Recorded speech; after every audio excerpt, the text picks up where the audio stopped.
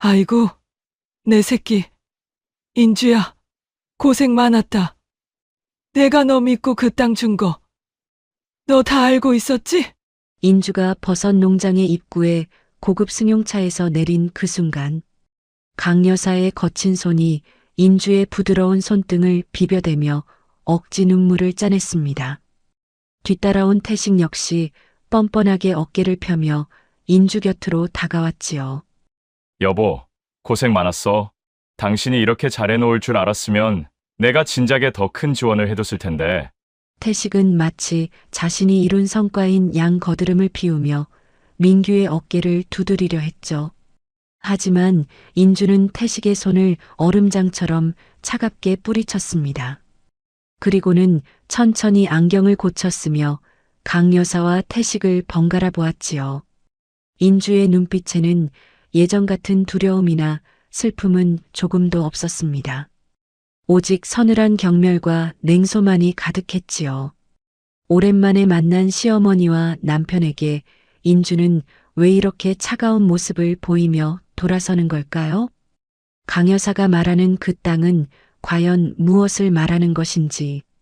인생별 사연에 방문해 주셔서 감사합니다. 사연 시작 전 구독과 좋아요 부탁드리고 지금 어디서 듣고 계신지 댓글로 남겨주시면 행복한 기운이 그곳으로 전해지도록 마음 쓰겠습니다. 그럼 오늘의 이야기 시작하겠습니다. 새벽 4시 산사의 공기는 칼날처럼 차가웠습니다. 강원도 깊은 산자락에 위치한 고찰의 공양가는 동이 트기도 전부터 매캐한 장작 연기와 구수한 육수 냄새로 가득 찼지요. 인주는 벌써 4시간째 커다란 가마솥 앞에 서 있었습니다. 오늘은 30년간 지극정성으로 모셨던 시아버지의 49제가 열리는 날입니다. 종갓집 며느리로서 바치는 마지막 정성이자 도리라고 믿었기에 인주는 한순간도 허리를 펴지 않았습니다. 솥 안에서 보글보글 끓어오르는 토랑국을 저으며 인주는 문득 막 결혼했을 당시를 회상했습니다. 식품영양학과 3학년 꿈 많던 여대생 인주가 맏며느리로 들어왔을 때 유일하게 그녀의 편이 되어주었던 분이 바로 시아버지였습니다. 인주야, 너는 머리가 좋고 손끝이 매운 아이니 이 집안 장맛을 과학적으로 지켜보거라. 내가 이 집안의 기둥이다. 치매로 기억을 잃어가면서도 며느리 인주가 차려낸 장아찌와 발효식초만큼은 귀신같이 알아차리며 웃어주던 시아버지였습니다. 인주는 그 따뜻했던 눈빛을 떠올리며 흐르는 눈물을 훔쳤습니다. 어쩌면 오늘 차리는 이 음식이 돌아가신 시아버님께 드리는 마지막 효도일지도 모른다는 생각에 그녀는 솥 주변의 온도와 습도까지 세밀하게 체크하며 정성을 다했습니다. 오전 10시 대웅전에서는 엄숙한 범패 소리가 울려 퍼지기 시작했습니다. 시아버지를 기리기 위해 모여든 수백 명의 문중 사람들과 조문객들로 사찰하는 인산인해를 이루었지요. 하지만 이 거룩한 의식 속에서도 인주는 철저히 고립되어 있었습니다. 손님들의 수저 하나, 물 한 잔까지 챙기느라 정작 법당 안에서 아버님께 절 한 번 올릴 기회조차 얻지 못했으니까요. 인주야, 손님들이 국이 식었다고 난리 아니냐? 대체 공양간에서 뭐라고 자빠졌어? 날카로운 호통 소리에 인주가 고개를 들었습니다. 시어머니 강여사였습니다.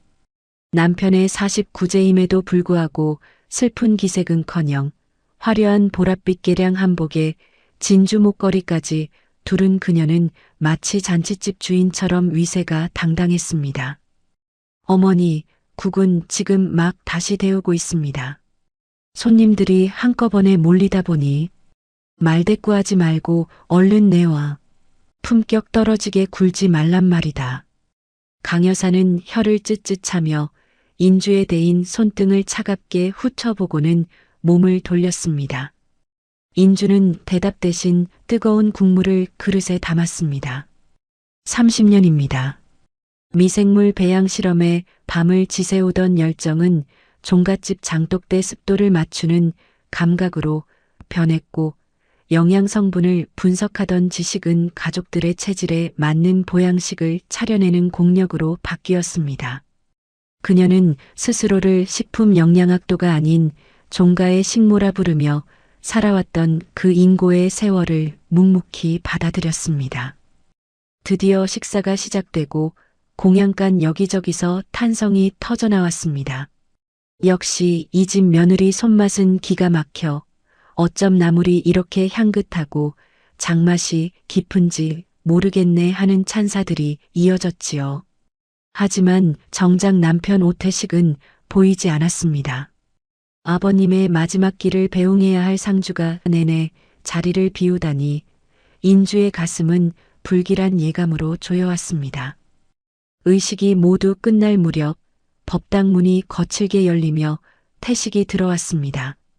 그런데 그의 곁에는 눈부시게 화려한 원피스를 입은 제시카가 팔짱을 낀 채 서 있었습니다.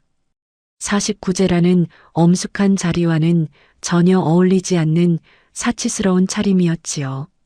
여보, 이게 지금 무슨 짓이에요?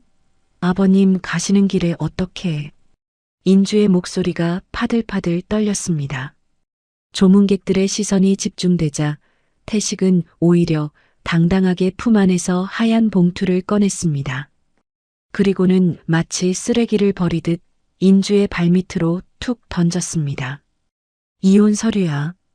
도장 찍어. 법당 안은 찬물을 끼얹은 듯 정적이 흘렀습니다. 인주는 바닥에 떨어진 봉투를 멍하니 바라봤습니다. 태식의 목소리는 칼날보다 차가웠습니다. 30년이나 종부 노릇했으면 됐잖아. 너도 이제 그 지긋지긋한 된장 냄새 좀 벗고 싶지 않아? 난 이제야 진짜 내 인생의 파트너를 만났어. 제시카는 내 사업을 세계로 키워줄 사람이야. 너처럼 부엌에서 콩이나 삶는 여자랑은 수준이 안 맞는다고. 태식 씨, 오늘 아버님 49제예요. 마지막 가시는 길인데 어떻게 사람의 탈을 쓰고 이럴 수가 있어요? 아버님도 내 행복을 바라실 거다. 고리타분한 옛날 방식은 이제 지겨워. 어머니도 허락하신 일이다. 태식의 말에 인주는 강여사를 바라봤습니다. 하지만 시어머니의 눈빛은 더욱 서늘했습니다. 그녀는 인주 앞으로 천천히 걸어와 30년간 며느리로서 지켜온 자존심을 단번에 짓밟았습니다. 인주야, 들어라. 태식이가 오죽하면 이러겠니? 너도 이제 나이살 먹고 눈치라는 게 있어야지. 이 집안 대들보 썩게 만들지 말고 좋은 말할 때 물러나거라. 아들 귀한 집안에 30년이나 있었으면 내 도리는 다 한 게야. 옆에 있던 제시카가 붉은 입술을 달싹이며 비릿한 미소를 지었습니다. 그녀는 인주의 남루한 앞치마와 거친 손을 훑어보며 가증스러운 목소리로 속삭였지요. 언니, 너무 서운해하지 마세요. 태식 씨가 언니 고생한 거 생각해서 강원도에 큰 땅 하나 떼어줬다면서요? 공기 좋은 데서 농사나 지으며 사시는 게 언니 건강에도 좋죠. 이제 이런 복잡한 종갓집 살림은 제가 다 알아서 할게요. 인주의 가슴 속에서 무언가 툭 하고 끊어지는 소리가 들렸습니다. 30년 헌신의 대가가 고작 이 멸시와 배신이라니. 심장이 조여오고 숨이 가빠졌습니다. 그녀는 바닥을 짚고 겨우 몸을 일으켰습니다. 농사, 당신들이 나를 사람으로 보긴 하는 거야? 30년 동안 이 집안을 위해 내 청춘을 다 바쳤는데. 인주의 항변에 강여사는 코방귀를 뀌며 인주의 왼손을 거칠게 낚아챘습니다. 인주의 네 번째 손가락에는 시어머니가 처음 시집오던 날 끼워주었던 오씨 가문의 상징이자 대물림 가락지가 끼워져 있었습니다. 이 가락지도 이제 제 주인 찾아가야지. 흙이나 만질 무식한 손에 이런 게 어울리기나 하니? 내 손가락이 너무 굵어져서 보기도 흉하구나. 강여사는 인주의 마디 굵은 손가락에서 가락지를 강제로 빼냈습니다. 살점이 쓸리는 통증보다 마음이 갈기갈기 찢어지는 고통이 더 컸습니다.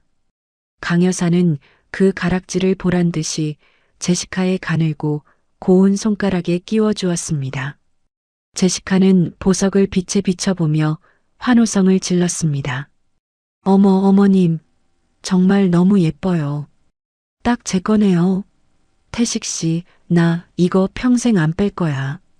그 모습은 흡사 인주의 30년을 산 채로 강탈해가는 약탈자의 모습이었습니다. 태식은 비정하게 고개를 돌리며 쐐기를 박았습니다. 강원도 개미골 폐교 부지야. 거기 소유권 이전해 놨으니까 당장 짐 싸서 내려가. 내일 사람 보낼 테니 대문 안에서 내 물건 하나라도 보이면 그땐 국물도 없을 줄 알아. 아, 민규한테는 내가 잘 설명할 테니 연락할 생각 말고. 인주는 다시 바닥에 주저앉았습니다. 법당의 차가운 냉기가 뼈마디를 파고들었지만 그보다 더 차가운 것은 가족이라 믿었던 사람들의 비수 같은 언어들이었습니다. 30년 동안 이 집안의 썩은 곳을 닦아내고 치매 앓던 시아버지를 수발하며 남편의 뒷바라지를 했던 자신의 인생이 하얀 종이 한 장과 낡은 폐교 땅 하나로 지워지고 있었습니다. 세 사람은 조문객들의 수군거림 속에서도 당당하게 법당을 빠져나갔습니다. 제시카의 하이힐 소리가 인주의 심장을 밟고 지나가는 것 같았지요. 인주는 주먹을 꽉 쥐었습니다. 손톱이 손바닥을 파고들어 피가 배어 나왔지만 통증조차 느껴지지 않았습니다. 오태식, 강여사, 그리고 너 제시카. 인주의 눈에서 뜨거운 눈물이 뺨을 타고 흘러내렸습니다. 그것은 슬픔의 눈물이 아니라 30년의 억울함을 태우고 남은 도끼의 불씨였습니다. 그녀는 바닥에 흩어진 이혼 서류를 하나하나 모아 쥐었습니다. 서류 뭉치가 인주의 손에서 구겨졌습니다. 그래, 가주마. 당신들이 버린 그 폐허 같은 땅으로. 하지만 기억해. 내가 그곳에서 어떤 괴물이 되어 돌아오는지. 당신들이 빼앗아간 그 가락지, 나중엔 손가락째 돌려주게 될 거야. 인주는 법당 중앙에 놓인 시아버지의 영정 사진을 바라봤습니다. 사진 속 시아버지는 마치 인주야, 미안하다. 이제 내 인생을 살아라라고 말하는 듯 인자하게 웃고 있었습니다.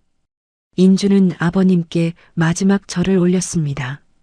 절간을 내려오는 인주의 등 뒤로 장엄한 종소리가 울려 퍼졌습니다. 그 소리는 무너진 한 여성의 비명이자 새로운 전설의 시작을 알리는 서막이었습니다. 강원도 정선에서도 99굽이 한백산 자락을 넘어야 닿는 오지 중의 오지 개미골. 그곳에서도 가장 구석진 산비탈 끝자락에 인주가 서 있었습니다. 며칠 전까지만 해도 100년 된 종갓집 기와지붕 아래서 수십 명의 문중 어른들을 모시던 그녀였습니다. 하지만 지금 인주의 손에 든 것이라고는 해진 보따리 2개 전 남편 태식이 너처럼 흙 파먹는 게 어울리는 여자에겐 딱이다라며 던져준 폐교 부지 등기 서류 한 장뿐이었지요. 마을 어귀에서부터 들려오던 흉측한 까마귀 울음소리는 마치 인주의 앞날을 예고하는 비명처럼 골짜기를 울렸습니다. 눈앞에 펼쳐진 광경은 참혹했습니다. 개미골 초등학교라는 희미한 흔적만 남은 정문 기둥은 금방이라도 고꾸라질 듯 비스듬히 기울어져 있었고 운동장은 잡초와 넝쿨이 사람 키만큼 자라나 거대한 납처럼 보였습니다. 한때 아이들의 웃음소리가 머물렀을 교실 복도는 유리창이 전부 깨진 채 산바람이 드나들 때마다 기괴한 울음소리를 내뱉었지요. 먼지 섞인 바람이 불어올 때마다 낡은 함석 지붕이 덜덜거리며 인주를 위협했습니다. 그래, 오태식, 당신이 바란 게 이런 거였지. 나를 이런 구덩이에 처박고 당신들은 그 가락지 나눠 끼며 웃겠다는 거잖아. 인주는 메마른 입술을 깨물며 무거운 발걸음을 옮겼습니다. 교실 문을 열자 훅 끼쳐오는 퀴퀴한 곰팡이 냄새와 쥐오줌 냄새가 코를 찔렀습니다. 천장에는 거미줄이 겹겹이 쳐져 있고 바닥 판자는 썩어 문드러져 발을 디딜 때마다 삐걱거리는 소름 끼치는 소리를 냈습니다. 30년간 단 한 번도 흐트러진 모습을 보인 적 없던 종갓집 맏며느리는 이제 무너져가는 폐가 한복판에 버려진 가련한 신세가 된 것입니다. 그때였습니다. 멀리서 마른 하늘에 날벼락이 치더니 순식간에 하늘이 구멍난 듯 폭우가 쏟아지기 시작했습니다. 양은 양동이를 수천 개 쏟아붓는 듯한 요란한 빗소리가 폐교 건물을 사정없이 때렸지요.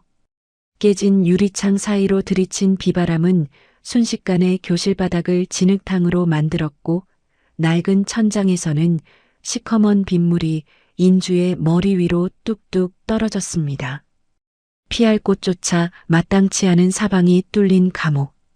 인주는 빗물이 새는 교실 구석에 몸을 웅크리고 앉아 두 무릎을 끌어안았습니다. 아니야. 내가 왜 울어?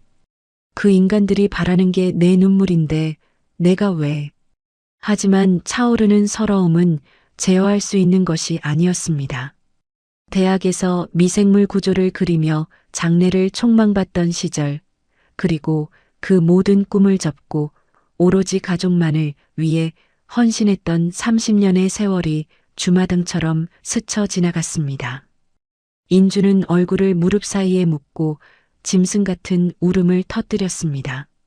빗소리가 그녀의 처절한 오열을 집어삼켰지요. 한참을 울었을까요? 인주는 자리에서 일어나 빗물이 폭포처럼 쏟아지는 운동장을 향해 걸어나갔습니다. 거센 빗줄기가 그녀의 온몸을 사정없이 때렸습니다. 인주는 두 손으로 빗물을 받아 얼굴을 씻어내고 또 씻어냈습니다. 시어머니 강여사에게 맞았던 뺨의 화끈거림을, 태식의 비정한 눈빛을, 제시카의 가증스러운 웃음소리를 이 빗물로 다 씻어버리고 싶었으니까요. 살 거야. 보란듯이 살아남아서 당신들이 나한테 던져준 이 쓰레기 같은 땅이 어떻게 황금으로 변하는지 보여줄 거야. 빗물로 세수를 마친 인주의 눈빛이 독하게 빛나기 시작했습니다. 젖은 머리카락이 얼굴에 달라붙고 옷이 살갗에 감겨왔지만 그녀는 더 이상 떨지 않았습니다. 인주는 비를 피하기 위해 본관 뒤편에 붙어 있는 단층 건물로 향했습니다. 예전에 과학실과 실습실로 쓰였던 공간인지 입구에는 특활실이라는 낡은 나무 판자가 붙어 있었습니다. 인주는 녹슨 자물쇠를 돌멩이로 내리쳐 부수고 문을 열었습니다.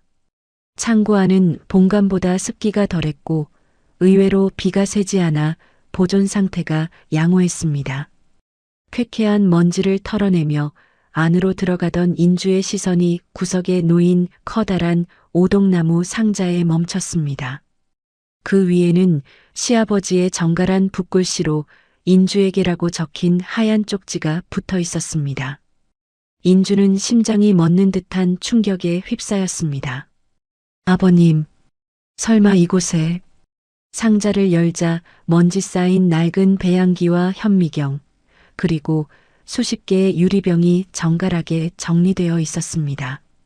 그리고 그 옆에는 시아버지가 생전 마지막 정정하셨을 때 기록해둔 두툼한 공책이 놓여 있었지요. 사실 시아버지는 생전 인주의 전공을 누구보다 아까워하셨습니다. 아들 태식이 밖으로 돌며 사업에만 미쳐 있을 때 시아버지는 이 폐교 부지를 문중 몰래 자신의 개인 재산으로 정리해 두셨던 것입니다. 훗날 아들이 변심하거나 집안에 풍파가 생겼을 때 며느리 인주가 오직 자신의 실력만으로 일어설 수 있도록 밑거름을 준비해 두신 것이지요. 일기장 첫 줄에는 이렇게 적혀 있었습니다.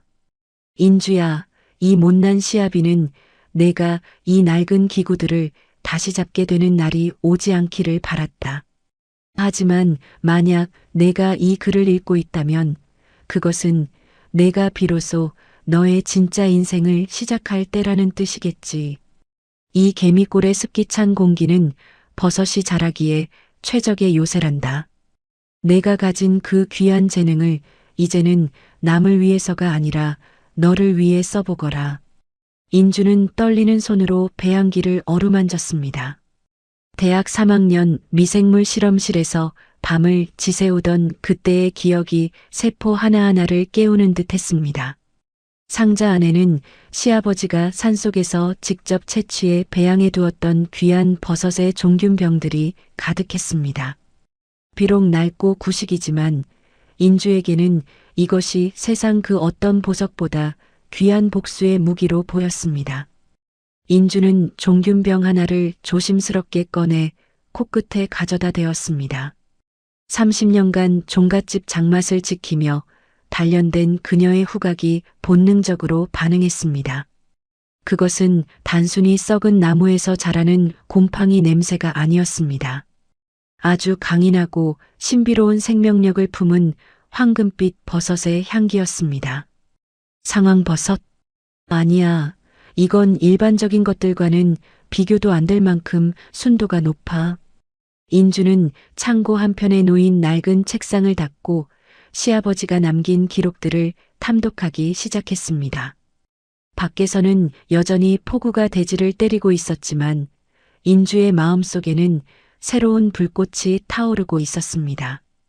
종갓집 며느리로 살며 메주를 띄우고 된장을 익히며 익혔던 발효의 원리가 대학 시절 배웠던 미생물 지식과 만나 거대한 지도가 그려지기 시작했습니다. 오태식, 당신이 나를 유배 보낸 이 폐교가 당신의 오만함을 무너뜨릴 성지가 될 거야. 내가 여기서 어떤 기적을 일구는지 똑똑히 지켜봐. 인주는 무너진 교실 창틀을 나무판자로 덧대고 빗물이 들어오지 않게 창고 구석구석을 정비했습니다. 손가락 끝이 갈라지고 손톱 밑에 흙이 차올랐지만 통증은 느껴지지 않았습니다. 오히려 30년 만에 처음으로 자신의 의지대로 움직이고 있다는 해방감이 그녀의 혈관을 타고 흘렀습니다. 밤이 깊어지자 폭우가 잦아들고 산골에 고요한 어둠이 찾아왔습니다. 인주는 시아버지가 남긴 배양기에 불을 지피고 종균병의 온도를 체크했습니다. 어둠 속에서 은은하게 빛나는 배양기의 불빛이 인주의 눈동자에 서렸습니다. 그것은 절망의 끝에서 피어난 가장 독하고도 아름다운 희망의 빛이었습니다. 아버님, 지켜봐 주세요. 인주가 이 썩은 폐교에서 어떻게 황금꽃을 피워내는지. 인주는 낡은 이불을 덮고 차가운 교실 바닥에 몸을 뉘었습니다. 하지만 그녀의 머릿속은 이미 개미골 전체를 뒤덮을 황금빛 버섯의 물결로 가득 차 있었습니다. 이제 이 죽어가는 학교는 인주의 거대한 실험실이자 복수를 위한 요새로 다시 태어나려 하고 있었습니다. 개미골의 새벽은 산안개가 폐교 운동장을 집어삼킬 듯 짙게 깔리며 시작되었습니다. 밤새 내린 비로 눅눅해진 공기는 폐교 복도의 낡은 나무 냄새를 더욱 진하게 풍겼지요. 인주는 삐걱거리는 판자 복도를 지나 본관 뒤편 가장 후미진 곳에 자리한 지하 보일러실로 향했습니다. 사실 이곳에 온 지 보름이 넘었지만 인주는 여전히 마을 사람들에게 귀신 붙은 학교에 들어온 미친 외지 여자 취급을 받고 있었지요. 어제는 면사무소에 볼 일이 있어 나갔다가 돌아오는 길에 마을 유일의 구멍가게에 들렀습니다. 생수 한 병을 사려는데 주인 할멈은 인주가 내민 1,000원짜리 지폐를 낚아채듯 가져가더니 퇴하고 바닥에 침을 뱉더군요. 재수없게 폐교엔 왜 기어들어서 동네 물을 흐려. 저 여자가 온 뒤로 마을 개들이 밤마다 짖어대. 인주는 그 비아냥을 들으며 가슴 한구석이 아릿했지만 30년 종갓집 맏며느리로 살며 배운 인내심으로 애써 미소 지으며 물러났습니다. 하지만 속으로는 내가 여기서 반드시 일어서서 당신들 눈을 뒤집어 놓으리라며 독한 결심을 되새겼지요. 시아버지가 일기장 갈피에 남겨두신 낡은 도면은 인주의 마지막 희망줄이었습니다. 도면 속 폐쇄된 암실이라는 글자를 쫓아 도착한 지하 보일러실 철문은 수십 년의 녹이 슬어 꼼짝도 하지 않았습니다. 인주는 근처 운동장에 굴러다니던 녹슨 쇠지레를 가져와 문틈에 끼워 넣었습니다.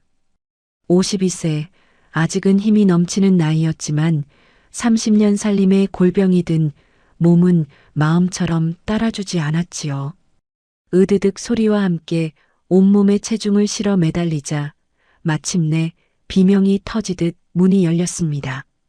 철문 너머에서 훅 끼쳐오는 냉기는 묘하게도 비릿한 흙내와 달큼한 나무 향을 품고 있었습니다. 인주는 떨리는 손으로 손전등을 켰습니다. 먼지 섞인 불빛이 어둠을 가르며 지하실 구석구석을 훑어나갔지요. 보일러 탱크 뒤편 무너진 벽돌 더미 사이로 성인 한 명이 겨우 들어갈 법한 좁은 틈이 보였습니다. 인주는 옷이 찢어지는 것도 개의치 않고 그 틈을 기어 들어갔습니다. 그리고 그곳에서 인주는 자신의 인생을 송두리째 바꿀 광경을 목격하고 말았습니다. 아, 아버님, 이게 대체. 손전등 불빛이 닿는 곳마다 눈부신 황금빛 광채가 일렁거렸습니다. 습기 찬 바위 틈과 썩어가는 고사목들 위로 마치 조각가가 순금을 두껍게 입혀놓은 듯한 거대한 버섯 군락이 웅장하게 펼쳐져 있었지요. 일반적인 상황 버섯과는 비교도 할 수 없을 만큼 육질이 두툼했고 그 표면에는 수십 년의 세월을 견딘 훈장처럼 신비로운 동심원 무늬가 켜켜이 쌓여 있었습니다. 식품 영양학을 전공하며 수없이 보았던 도감 속에서도 이런 기운을 내뿜는 개체는 없었습니다. 이것은 산삼보다 귀하다는, 하늘이 내린다는 천종 황금 상황 버섯이 분명했습니다. 인주는 자기도 모르게 무릎을 꿇었습니다. 꿈을 포기하고 종갓집 식모로 전락했던 그날부터 아버님은 어쩌면 오늘을 위해 이 보물을 숨겨두셨던 걸까요? 인주의 눈에서 뜨거운 눈물이 뺨을 타고 흘러 버섯 위로 떨어졌습니다. 인주는 가장 잘 익은 버섯 하나를 조심스럽게 채취해 보자기 속에 정성껏 쌌습니다. 하지만 이 귀한 것을 들고 어디로 가야 할지 막막했습니다. 그때 떠오른 이름이 마을 어귀 오두막에 은둔하듯 산다는 신만이 허서방이었습니다. 그는 마을 사람들에게조차 곁을 주지 않는 까칠한 노인이었지요. 인주는 숨을 몰아쉬며 산길을 달려 허서방의 집 마당에 섰습니다. 누구요? 폐교 사는 여자 아냐? 여긴 왜 왔어? 당장 내 집 마당에서 발치워. 허서방은 평상에서 약초를 다듬다 말고 인주를 향해 괭이를 휘두르며 소리쳤습니다. 인주는 도망가는 대신 허서방 앞에 무릎을 꿇고 보자기를 풀었습니다. 어르신, 제발 한 번만 봐주십시오. 제가 폐교 지하실에서 찾은 것입니다. 지하실? 거기 곰팡이나 피었겠지. 뭘 가져와서. 이게 뭐야? 버섯이 햇살을 받자 찬란한 금색 빛깔이 허서방의 주름진 얼굴을 환하게 비췄습니다. 노인은 괭이를 떨어뜨리고 홀린 듯 버섯 앞으로 다가왔습니다. 그는 떨리는 손으로 버섯을 들어 올리더니 돋보기를 꺼내 샅샅이 훑었습니다. 냄새를 맡고 혀끝으로 아주 조금 떼어 맛을 보던 노인의 눈이 경련하듯 떨리기 시작했습니다. 자네, 이걸 정말 거기서 캤나? 이건 버섯이 아니라 영물일세. 내 평생 이 한백산을 이잡듯 뒤졌어도 이런 기운이 서린 황금 상황은 본 적이 없네. 아니, 30년 넘게 비어있던 폐교 지하에 이런 보물이 숨어 있었다니. 허서방은 한참 동안 넋을 놓고 버섯을 바라보았습니다. 그러더니 무뚝뚝하던 태도를 고쳐 인주에게 막걸리 한 사발을 내놓으며 자리에 앉기를 권했지요. 자네, 보통 인연이 아니구먼. 이 버섯이 자네를 선택한 게야. 허서방의 인정은 인주에게 큰 힘이 되었습니다. 그날 이후 허서방은 인주가 마을에 안착할 수 있도록 징검다리 역할을 해주었습니다. 하지만 인주는 단순히 운 좋은 사람으로 남고 싶지 않았습니다. 마을 사람들의 굳게 닫힌 마음을 여는 것이 우선이었습니다. 인주는 며칠간 산을 뒤져 취나물과 고사리를 뜯었습니다. 그리고 종가에서 쫓겨날 때 몰래 챙겼던 시아버지가 가장 아끼던 10년 된 시간장을 꺼냈습니다. 인주는 마을 회관 커다란 가마솥에 불을 지피고 국을 끓이기 시작했습니다. 구수한 장냄새가 온 마을 골목골목으로 퍼져나갔지요. 아니, 이게 무슨 냄새래? 비아냥대던 노인들이 하나둘 회관으로 모여들었습니다.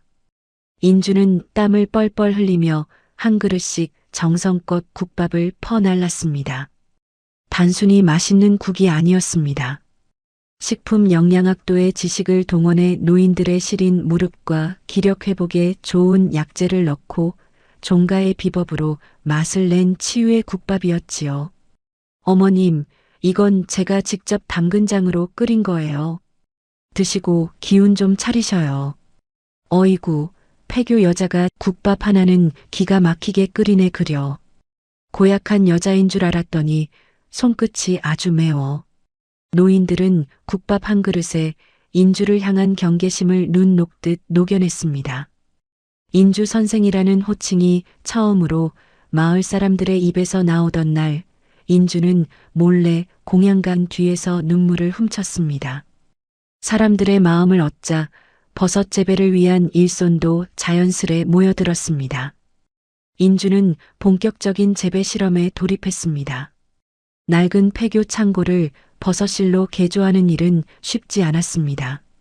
버섯은 예민해서 온도와 습도가 조금만 어긋나도 금세 검게 죽어버리기 때문이었지요. 현대식 기계가 없는 상황에서 인주가 떠올린 것은 종갓집의 황토 구들이었습니다. 기계가 없으면 우리 조상들의 지혜를 쓰면 됩니다. 황토가 숨을 쉬고 구들이 온기를 품게 하면 돼요. 인주는 허서방과 동네 청년들을 독려해 창고 바닥을 뜯어내고 구들을 놓았습니다. 벽에는 황토와 짚을 섞어 두껍게 발랐지요.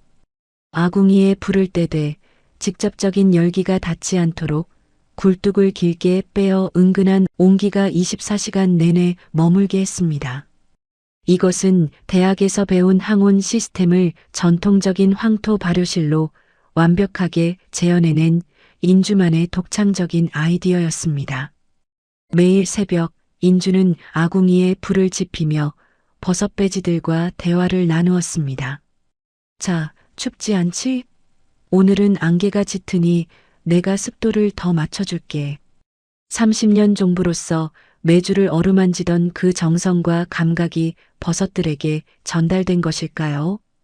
보름이 지난 어느 날 아침 창고 문을 연 인주는 경이로운 광경에 숨이 멎었습니다.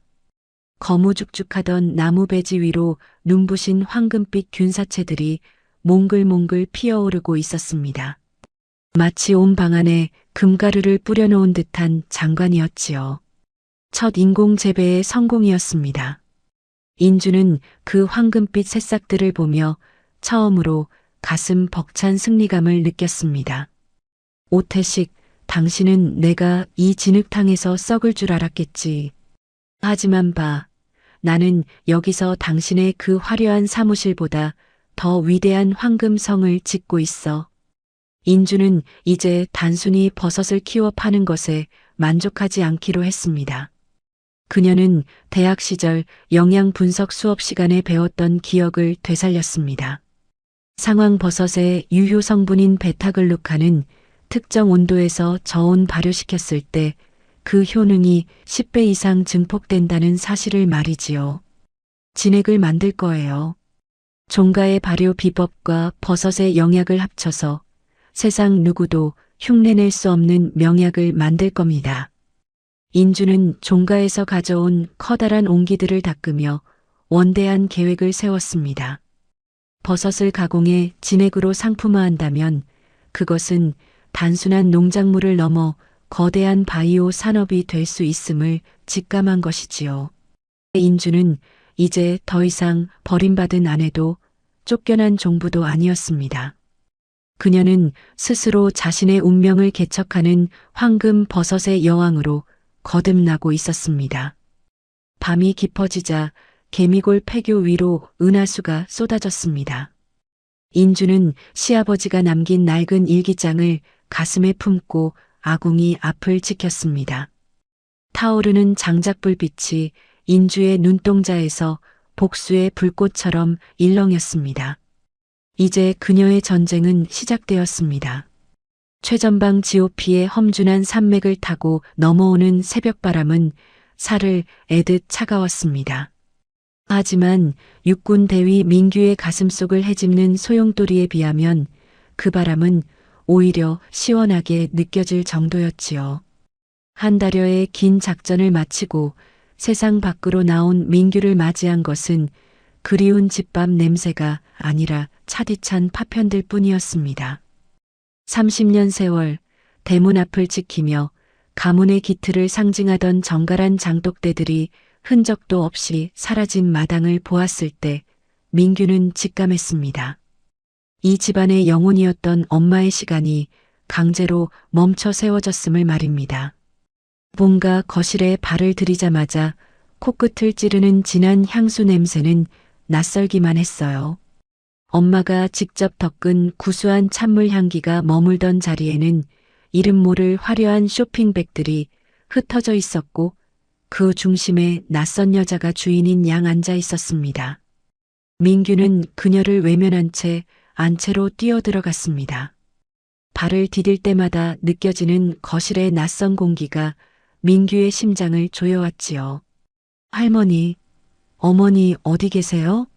할아버지 가신 지 이제 한 달인데 대체 이게 다 무슨 일입니까? 집안 꼴이 왜 이래요? 민규의 포효 같은 외침에 안방문이 열리며 강 여사가 버선발로 달려나왔습니다. 오씨 가문의 대를 이을 금쪽 같은 민규의 손을 잡으며 강 여사의 눈시울이 붉어졌지만 그 입에서 나온 말은 민규의 가슴을 사정없이 난도질했습니다. 민규야, 어서 오너라. 고생 많았지? 내 엄마는 이제 이 집안과 인연의 매듭이 다한 게야. 그간 고생 많았으니 좋은 곳 가서 편히 살라고 내보내주었다. 이제 내 아버지 인생도 좀 펴야 하지 않겠니? 너도 이제 장교고 성인이니 이 할미 뜻을 좀 이해해다오. 다 너를 위한 길이다. 인연의 매듭이요? 할머니 수발 들고 할아버지 마지막 병수발까지 30년을 그림자처럼 산 엄마예요. 그런 엄마를 어떻게 이 추운 날씨에 길바닥으로 내모실 수가 있어요? 할머니, 이건 도리가 아닙니다. 어떻게 저런 여자를 엄마 자리에 앉혀두고 저를 이해시키려 하세요? 민규의 목소리는 분노와 슬픔으로 젖어 있었지만 강 여사는 끝내 고개를 돌렸습니다. 그때 서재에서 아버지가 천천히 걸어 나왔습니다. 태식의 얼굴은 마치 커다란 숙제를 끝낸 사람처럼 평온해 보였고 그 무심함이 민규에게는 형언할 수 없는 배신감으로 다가왔지요. 태식은 아들의 군복을 훑어보더니 차갑게 한마디를 던졌습니다. 군복 입은 놈이 예법도 없이 이게 무슨 소란이냐? 부부라는 게 살다 보면 마음이 식을 수도 있는 법이지. 내 엄마에게는 강원도 땅도 떼어주고 부족함 없이 챙겨보냈으니 너는 걱정할 것 없다. 이제 이 집안의 새로운 질서에 적응하거라. 너도 이제 내 사업을 도와야 할 때가 아니냐? 부족함 없이요? 엄마의 청춘 30년이 고작 강원도 폐허 땅 하나였나요? 아버지, 어떻게 사람이 이토록 비정할 수가 있습니까? 할아버지 상복도 채 벗기 전에 어떻게 이런 일을 벌이세요? 아버지가 정말 제가 존경하고 닮고 싶어 했던 그분이 맞습니까? 지금 제 눈앞에 있는 분은 낯선 괴물 같습니다.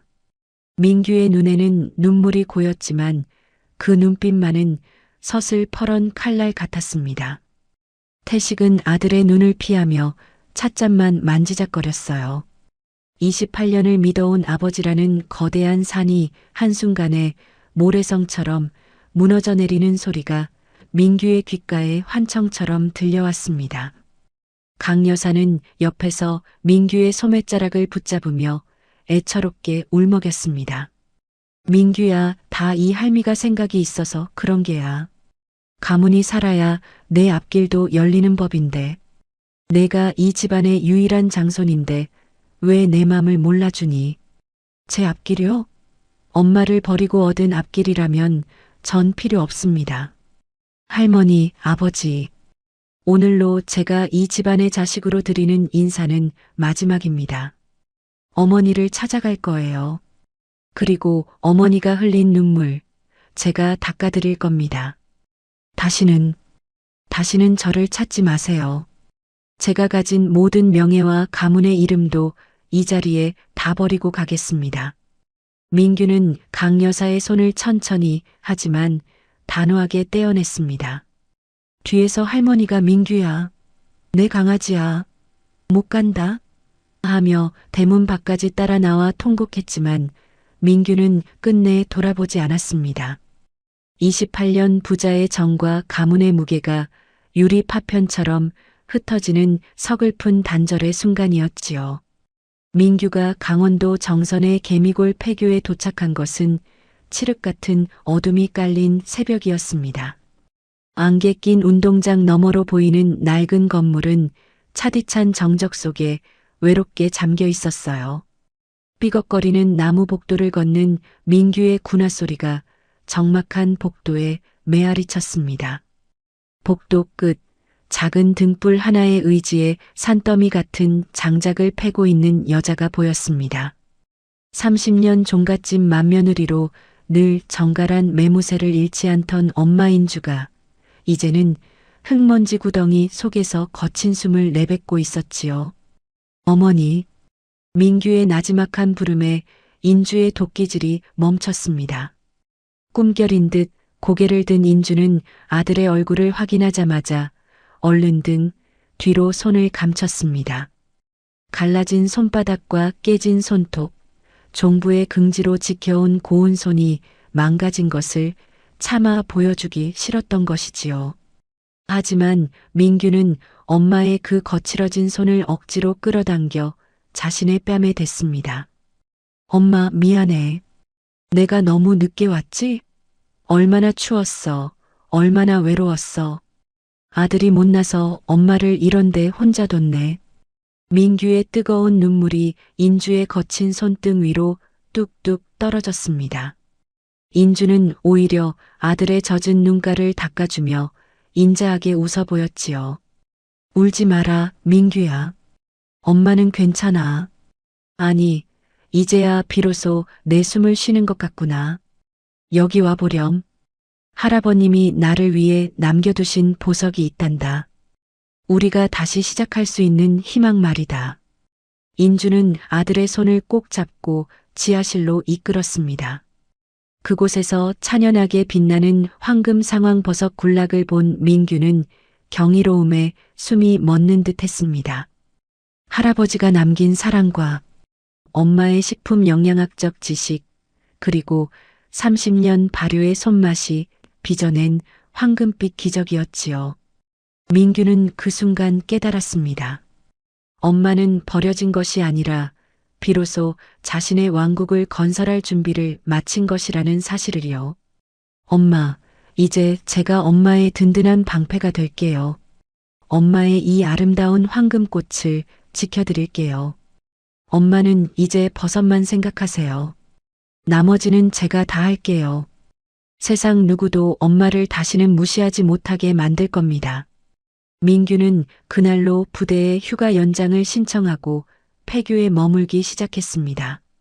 군인 특유의 꼼꼼함으로 그는 폐교 주위에 보안 시설을 갖추고 엄마가 안심하고 연구에 몰입할 수 있도록 요새를 구축했어요. 마을 어르신들에게도 우리 엄마 잘 부탁드립니다라며 정중히 인사하는 늠름한 아들의 모습에 마을 인심도 눈 녹듯 부드러워졌습니다. 인주 선생, 아들이 정말 장군감이구먼. 어쩜 저리 든든할까. 이제 맘 놓고 버섯 키워도 되겠어. 우리 마을에 이런 경사가 어딨어. 마을 사람들의 칭찬 속에 인주의 얼굴에도 오랜만에 편안한 미소가 번졌습니다. 민규는 밤마다 엄마와 함께 교실 칠판에 버섯 재배 일지를 기록하며 앞으로 나아갈 길을 설계했지요. 30년간 남편의 그림자로만 살았던 인주에게 장성한 아들 민규는 이제 가장 믿음직한 동료이자 유일한 편이 되었습니다. 민규야, 엄마 때문에 내군 생활에 지장이 생기면 어쩌니? 할머니랑 아버지가 무섭게 굴 텐데. 너까지 미움받을까봐 걱정이다. 걱정 마세요, 엄마. 전 이제 오씨 가문의 장손이 아니라 이인주 여사의 아들로만 살 겁니다. 엄마가 이 황금빛 결실을 맺을 때까지 제가 엄마 곁을 지키는 전우가 되어드릴게요. 아버지와 그 사람들이 엄마 앞에 무릎 꿇는 날까지 저 절대 안 떠납니다. 민규는 엄마의 거친 손을 자신의 두 손으로 감싸쥐었습니다. 그 온기 속에서 모자는 서로의 상처를 보듬으며 새로운 희망을 싹 틔웠지요. 개미골 폐교 위로 쏟아지는 은하수 아래 모자의 웃음소리가 은은하게 퍼져나갔습니다. 이제 인주의 전쟁은 혼자만의 복수가 아니라 사랑하는 아들과 함께 일구어가는 찬란한 승리의 여정이 되었습니다. 정선의 깊은 골짜기 개미골 폐교의 새벽은 이제 민규의 규칙적인 군화 소리와 함께 시작되었습니다. 저녁 지원서를 던지고 내려온 민규는 폐교 교실 한 칸에 야전 침대를 들이고는 아예 말년 병장처럼 눌러앉았지요. 군복을 벗고 작업복으로 갈아입은 민규의 모습은 늠름한 대위에서 듬직한 농군으로 변해 있었지만 그 눈빛만큼은 여전히 GOP 최전방을 지키던 독사 같은 예리함이 살아있었습니다. 민규가 가장 먼저 한 일은 폐교를 철통보안 요새로 만드는 것이었지요. 어머니, 이건 그냥 버섯이 아니라 우리 집안의 운명이 걸린 전략 자산이에요. 제가 여길 개미 한 마리 못 지나가는 요새로 만들게요. 민규는 군에서 배운 기술을 총동원해 폐교 담장 곳곳에 적외선 카메라를 설치하고 배양실 문엔 지문 인식 시스템까지 달았습니다. 그러다 보니 웃지 못할 일도 벌어졌지요. 엄마가 정성껏 끓인 된장찌개를 가져다 주던 마을 이장님이 경보음에 놀라 엉덩방아를 찢는 바람에 민규가 한참을 빌어야 했습니다. 인주는 그런 아들의 꼼꼼함이 기특하면서도 가끔은 너무 군대식이라 혀를 내둘렀어요. 민규야, 버섯은 사랑으로 키워야지. 무슨 보초 써득 키우니? 너 그러다 버섯들이 겁먹어서 안 자라겠다. 엄마, 모르는 소리 마세요. 요즘 세상이 얼마나 험한데요. 그리고 저 이제 버섯 공부도 시작했어요. 보세요. 이 버섯 생리학 책. 저곳이 공부하듯 파고 있습니다.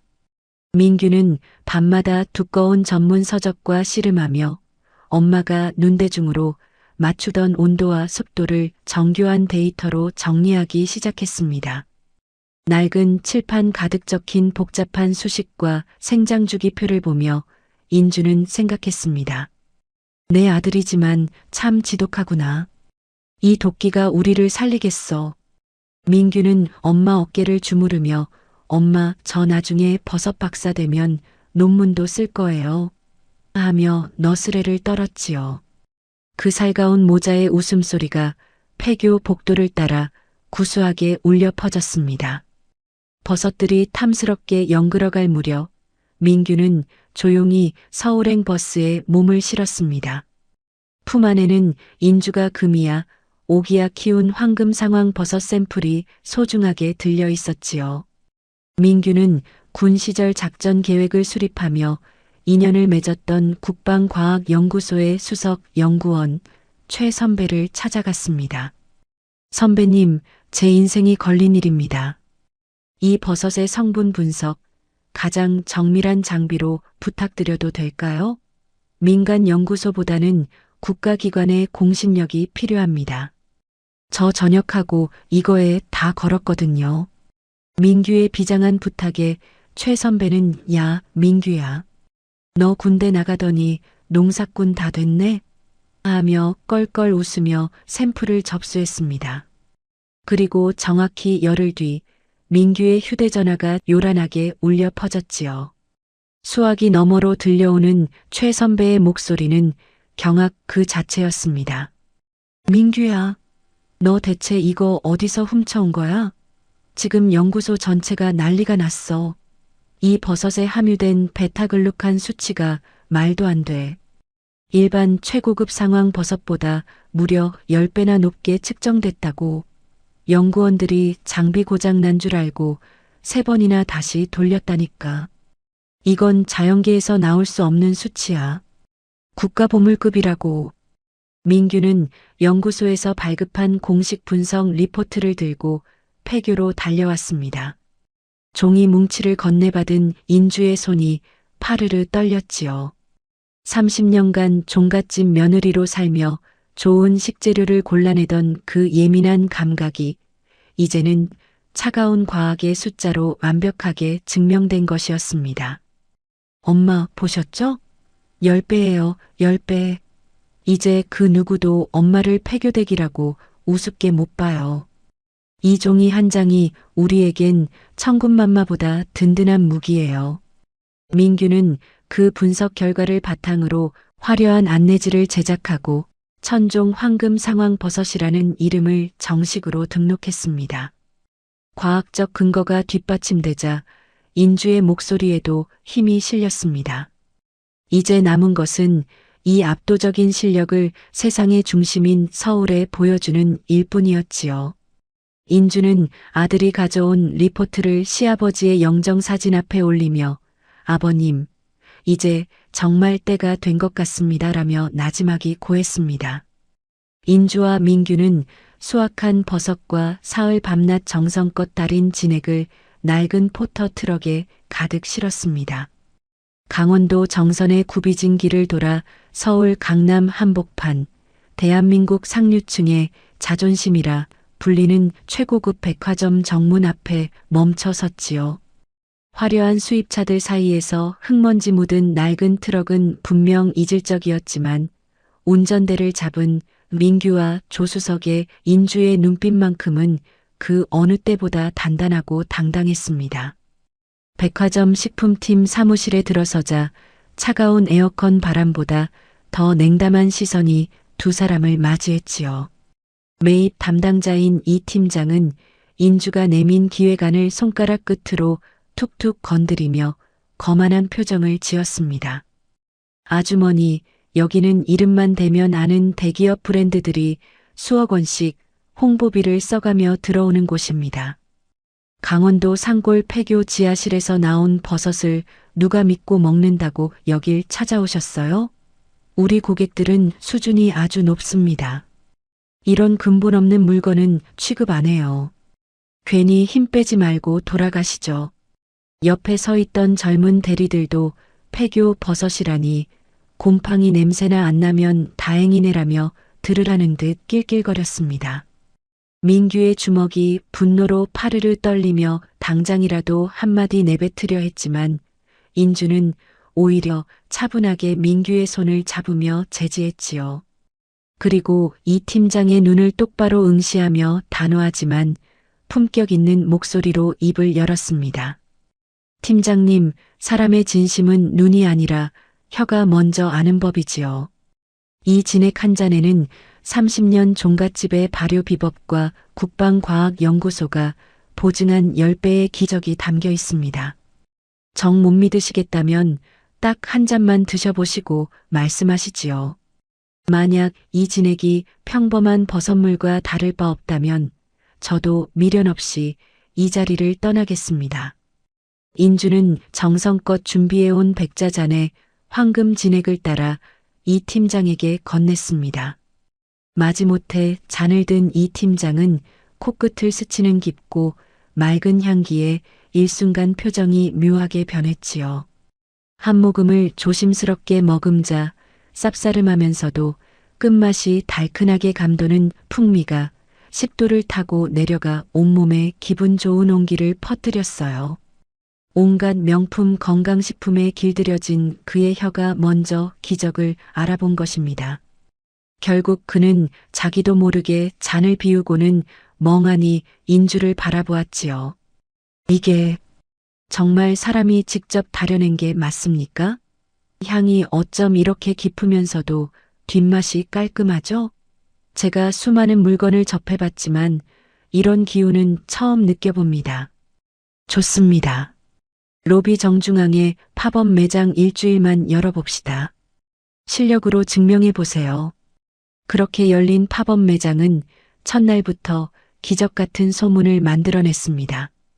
평소 만성 피로와 안색 저하로 고생하던 한 재벌가 사모님이 우연히 시음을 한 뒤 그 자리에서 10박스를 구매해 간 것이 발단이었지요. 며칠 뒤 그 사모님이 몰라보게 맑아진 안색으로 지인들을 대거 몰고 나타났을 때 백화점 로비는 그야말로 인산인해를 이루었습니다. 어머, 이인주 씨 맞죠? 지난번에 그 진액 먹고 우리 남편이 밤잠을 안 설쳐요. 이거 정말 물건이네. 나 이번엔 20박스 줘요. 매일 아침 백화점 문이 열리기도 전부터 인주의 매장 앞에는 명품 가방을 든 사모님들이 줄을 이었고 수행 비서들이 번호표를 받기 위해 전쟁을 치르는 진풍경이 벌어졌지요. 수백만 원을 호가하는 가격에도 줄을 서서 사는 기현상이 벌어지자 그 광경을 유심히 지켜보던 한 여인이 있었습니다. 국내 유수의 유통그룹을 이끄는 송 여사였지요. 그녀는 민규가 건넨 시음잔을 받아들고는 한참 동안 향을 음미했습니다.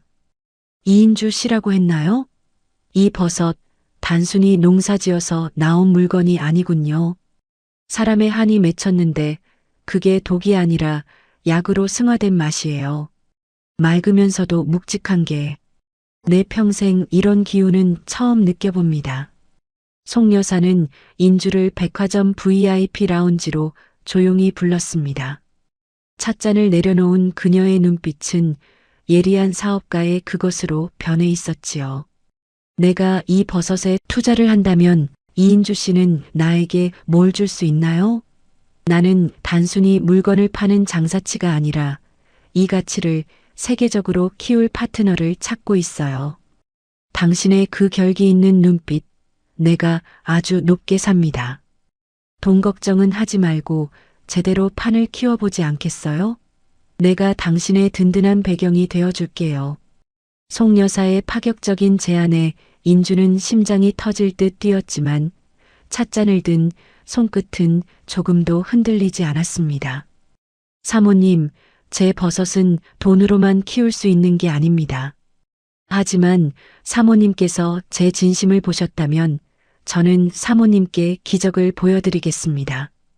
저를 믿어주신다면 저는 사모님과 함께 누구도 넘볼 수 없는 황금 제국을 세워 보이겠습니다. 두 여인의 마주보는 눈빛 사이로 묘한 동맹의 기류가 흘렀습니다.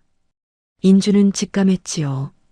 이 투자가 훗날 자신을 버린 태식과 그 가문을 무너뜨릴 거대한 자본의 물줄기가 될 것임을 말입니다. 인주는 그렇게 송여사라는 거대한 날개를 달고 다시 개미골로 돌아갈 채비를 마쳤습니다. 서울에서의 눈부신 성공과 거액의 투자 약속을 받아든 인주와 민규는 곧장 개미골로 돌아왔습니다. 인주는 그날 저녁 마을 어르신들을 모두 폐교 운동장으로 모셨습니다. 커다란 가마솥에는 솥뼈를 고아낸 구수한 국밥이 끓어 넘쳤고 인주는 직접 어르신들의 그릇에 고기를 듬뿍 담아 대접했습니다. 어르신들, 제가 서울 가서 우리 버섯의 진가를 인정받고 왔습니다. 이 모든 게 절 받아주신 어르신들 덕분이에요. 그런데 저 혼자 부자 되면 뭐 하겠습니까? 우리 개미골 식구들 다 같이 허리 펴고 살아야지요. 처음엔 서울 백화점이 네 집 안방인 줄 아나라며 혀를 차던 김할머니가 국밥을 한 술 뜨더니 눈을 동그랗게 떴습니다. 인주야, 아니 인주 회장님, 내가 정말 그 비싼 동네서 우리 버섯을 다 팔았단 말이냐? 아이고, 장하다 장해. 인주는 어르신들의 손을 일일이 잡으며 조심스럽게 본론을 꺼냈습니다. 그래서 말인데요, 우리 다 같이 영농조합을 만들면 어떻겠습니까? 어르신들은 제가 알려드리는 대로 버섯 정성껏 키워만 주세요. 팔로랑 마케팅은 저랑 제 아들 민규가 책임지겠습니다. 이제 소 팔고 농 팔아서 자식 뒷바라지하는 고생 그만하시게 해드릴게요. 마당 가득 고소한 기름 냄새와 뜨끈한 국밥 김이 오가는 가운데 마을 사람들의 눈빛에 희망이라는 불꽃이 타오르기 시작했습니다. 이장님은 무릎을 탁 치며 외쳤지요. 인주 선생이 저렇게까지 말하는데 우리가 안 도와주면 사람이 아니지. 우리 개미골, 이제 버섯으로 천하통일 한번 해봅시다. 달빛 아래 옹기종기 모여 앉은 마을. 사람들의 웃음소리가 깊은 골짜기를 타고 멀리 멀리 퍼져나갔습니다. 영농조합 결성이 결정되자마자 민규는 팔을 걷어붙였습니다. 폐교 정문 옆 한때 수의실로 쓰이던 작은 건물을 개조해 조합 사무실을 꾸리기 시작했지요. 민규는 밤새워 직접 대패질을 하고 글씨를 새겨 웅장한 나무 현판을 만들었습니다. 사무실 안에는 서울 백화점 입점 계약서와 국방과학연구소의 분석표가 액자에 담겨 늠름하게 걸렸고 한쪽 벽면엔 마을 지도와 함께 버섯재배 예정지가 빼곡히 기록되었습니다. 드디어 현판식이 열리던 날 개미골은 축제 분위기였습니다. 인주는 단아한 정장 차림으로, 마을 사람들은 저마다 제일 고운 옷을 차려입고 모였지요. 민규가 제작한 현판이 붉은 천에 가려진 채 그 모습을 기다리고 있었습니다. 자, 하나, 둘, 셋. 인주와 이장님이 천을 잡아당기자 개미골 황금 버섯 영농조합이라는 힘 있는 글씨가 오후 햇살을 받아 황금빛으로 번쩍였습니다. 마을 사람들은 약속이라도 한 듯 우렁찬 박수를 보냈고 몇몇 할머니들은 감격에 겨워 앞치마로 눈물을 닦았습니다. 인주야, 고맙다. 정말 고마워. 우리 아들 장가 보낼 미천도 못 만들어서 매일 가슴이 시커멓게 탔는데 이제 정말 살 길이 열리는구나. 김할머니의 손을 꼭 잡은 인주의 눈시울도 붉어졌습니다. 민규는 보안본부장으로서 마을 청년들과 함께 우리 마을 보물은 우리가 지킵니다. 라며 결의를 다졌습니다. 이제 이 작은 사무실은 단순한 건물이 아니라 인주와 마을 사람들의 운명을 바꿀 사령부가 되었습니다. 인주는 사무실 책상 위에 놓인 회장 이인주라는 명패를 물끄러미 바라보았습니다. 30년 종부의 서름이 기적의 씨앗이 되어 이제 거대한 숲을 이룰 준비를 마친 것이지요. 개미골의 밤은 그 어느 때보다 밝은 희망의 등불로 가득 찼습니다. 그 시각 강남 한복판 태식의 집무실 유광 대리석 바닥에는 팽팽한 긴장감이 감돌고 있었습니다. 창밖으로는 화려한 도시의 야경이 펼쳐져 있었지만 태식의 마음은 이미 칠흑 같은 어둠 속에 갇혀 있었지요. 인주를 내쫓고 제시카를 안주인으로 맞이하면 모든 것이 장밋빛일 줄 알았건만 현실은 냉혹했습니다. 태식은 무리하게 추진하던 건강기능식품 신사업의 자금줄이 막히자 초조한 듯 입술을 깨물며 연신줄 담배를 피워댔습니다. 사장님, 이번 달 막아야 할 어음이 50억입니다. 그런데 투자하기로 했던 미국 쪽 펀드 소식이 전혀 없습니다. 제시카 이사님께 확인해 보셨습니까? 격리부장의 떨리는 목소리에 태식은 재떨이를 집어던졌습니다. 제시카는 그동안 내 인맥이면 월스트리트 자금도 끌어올 수 있다며 태식의 법인카드로 하루에 수천만 원씩 명품 쇼핑을 즐겨왔지요. 태식은 그녀의 화려한 껍데기와 달콤한 유혹에 눈이 멀어 회사의 비상금까지 탈탈 털어 쥐어주었답니다. 하지만 돌아오는 것은 투자자들이 신중하게 검토 중이래라는 성의 없는 답변뿐이었어요. 태식은 떨리는 손으로 제시카에게 전화를 걸었습니다. 신호음이 수십 번 울린 끝에 들려온 그녀의 목소리는 너무나도 태연했지요. 태식 씨, 나 지금 친구들이랑 브런치 먹고 있잖아. 바쁘니까 나중에 얘기해. 아, 그리고 저번에 본 다이아 목걸이 결제 좀 해줘. 내 체면이 곧 태식 씨 체면이잖아. 안 그래? 제시카, 지금 체면이 문제야? 회사가 부도나게 생겼다고. 당장 그 투자자들 연락처 내놔. 태식의 고함에도 제시카는 차갑게 전화를 끊어버렸습니다. 그 순간 태식의 등줄기로 식은땀이 흘러내렸지요. 30년 동안 인주가 뒤에서 조용히 내조하며 쌓아온 신용과 자산이 단 몇 개월 만에 제시카라는 여우의 허영심 때문에 낱낱이 흩어지고 있었던 것입니다. 태식은 비로소 깨달았습니다. 자신이 발로 찬 것은 단순히 아내가 아니라 제 집안을 지탱하던 거대한 기둥이었다는 사실을 말이지요. 결국 태식의 회사는 최종 부도 처리되었습니다. 며칠 뒤 강 여사가 애지중지하던 평창동 저택 대문에는 시커먼 정장을 입은 남자들이 들이닥쳤지요. 그들은 거실로 당당하게 걸어들어와 강 여사가 자랑하던 자개 농과 이태리제 수입 소파에 차가운 빨간 딱지를 붙이기 시작했습니다. 강 여사는 거실 바닥에 주저앉아 바짓가랑이를 붙잡고 울부짖었습니다. 아이고, 이게 무슨 망신이냐. 내 평생 이런 수모는 처음이다. 이놈들아, 감히 누구 집이라고 이따위 딱지를 붙여. 당장 떼지 못해. 강 여사의 악다구니에도 남자들은 무심하게 일을 이어갔습니다. 그때 화려한 외출복 차림으로 들어오던 제시카가 압류 딱지를 보더니 안색을 싹 바꿨지요. 그녀는 태식에게 달려가 위로하기는커녕 오히려 독설을 퍼부었습니다. 태식 씨, 정말 무능해도 정도가 있지. 나보고 이 딱지 붙은 집에서 같이 굶어 죽으라는 거야? 내가 그동안 태식 씨 체면 세워주느라 쓴 돈이 얼마인데 이제 와서 나한테 책임을 전가해? 뭐라고? 제시카, 내가 투자금 가져온다고 해서 내가 다 밀어준 거잖아. 그런데 이제 와서 무능하다고? 태식과 제시카는 거실 한복판에서 서로의 치부를 드러내며 핥히기 시작했습니다.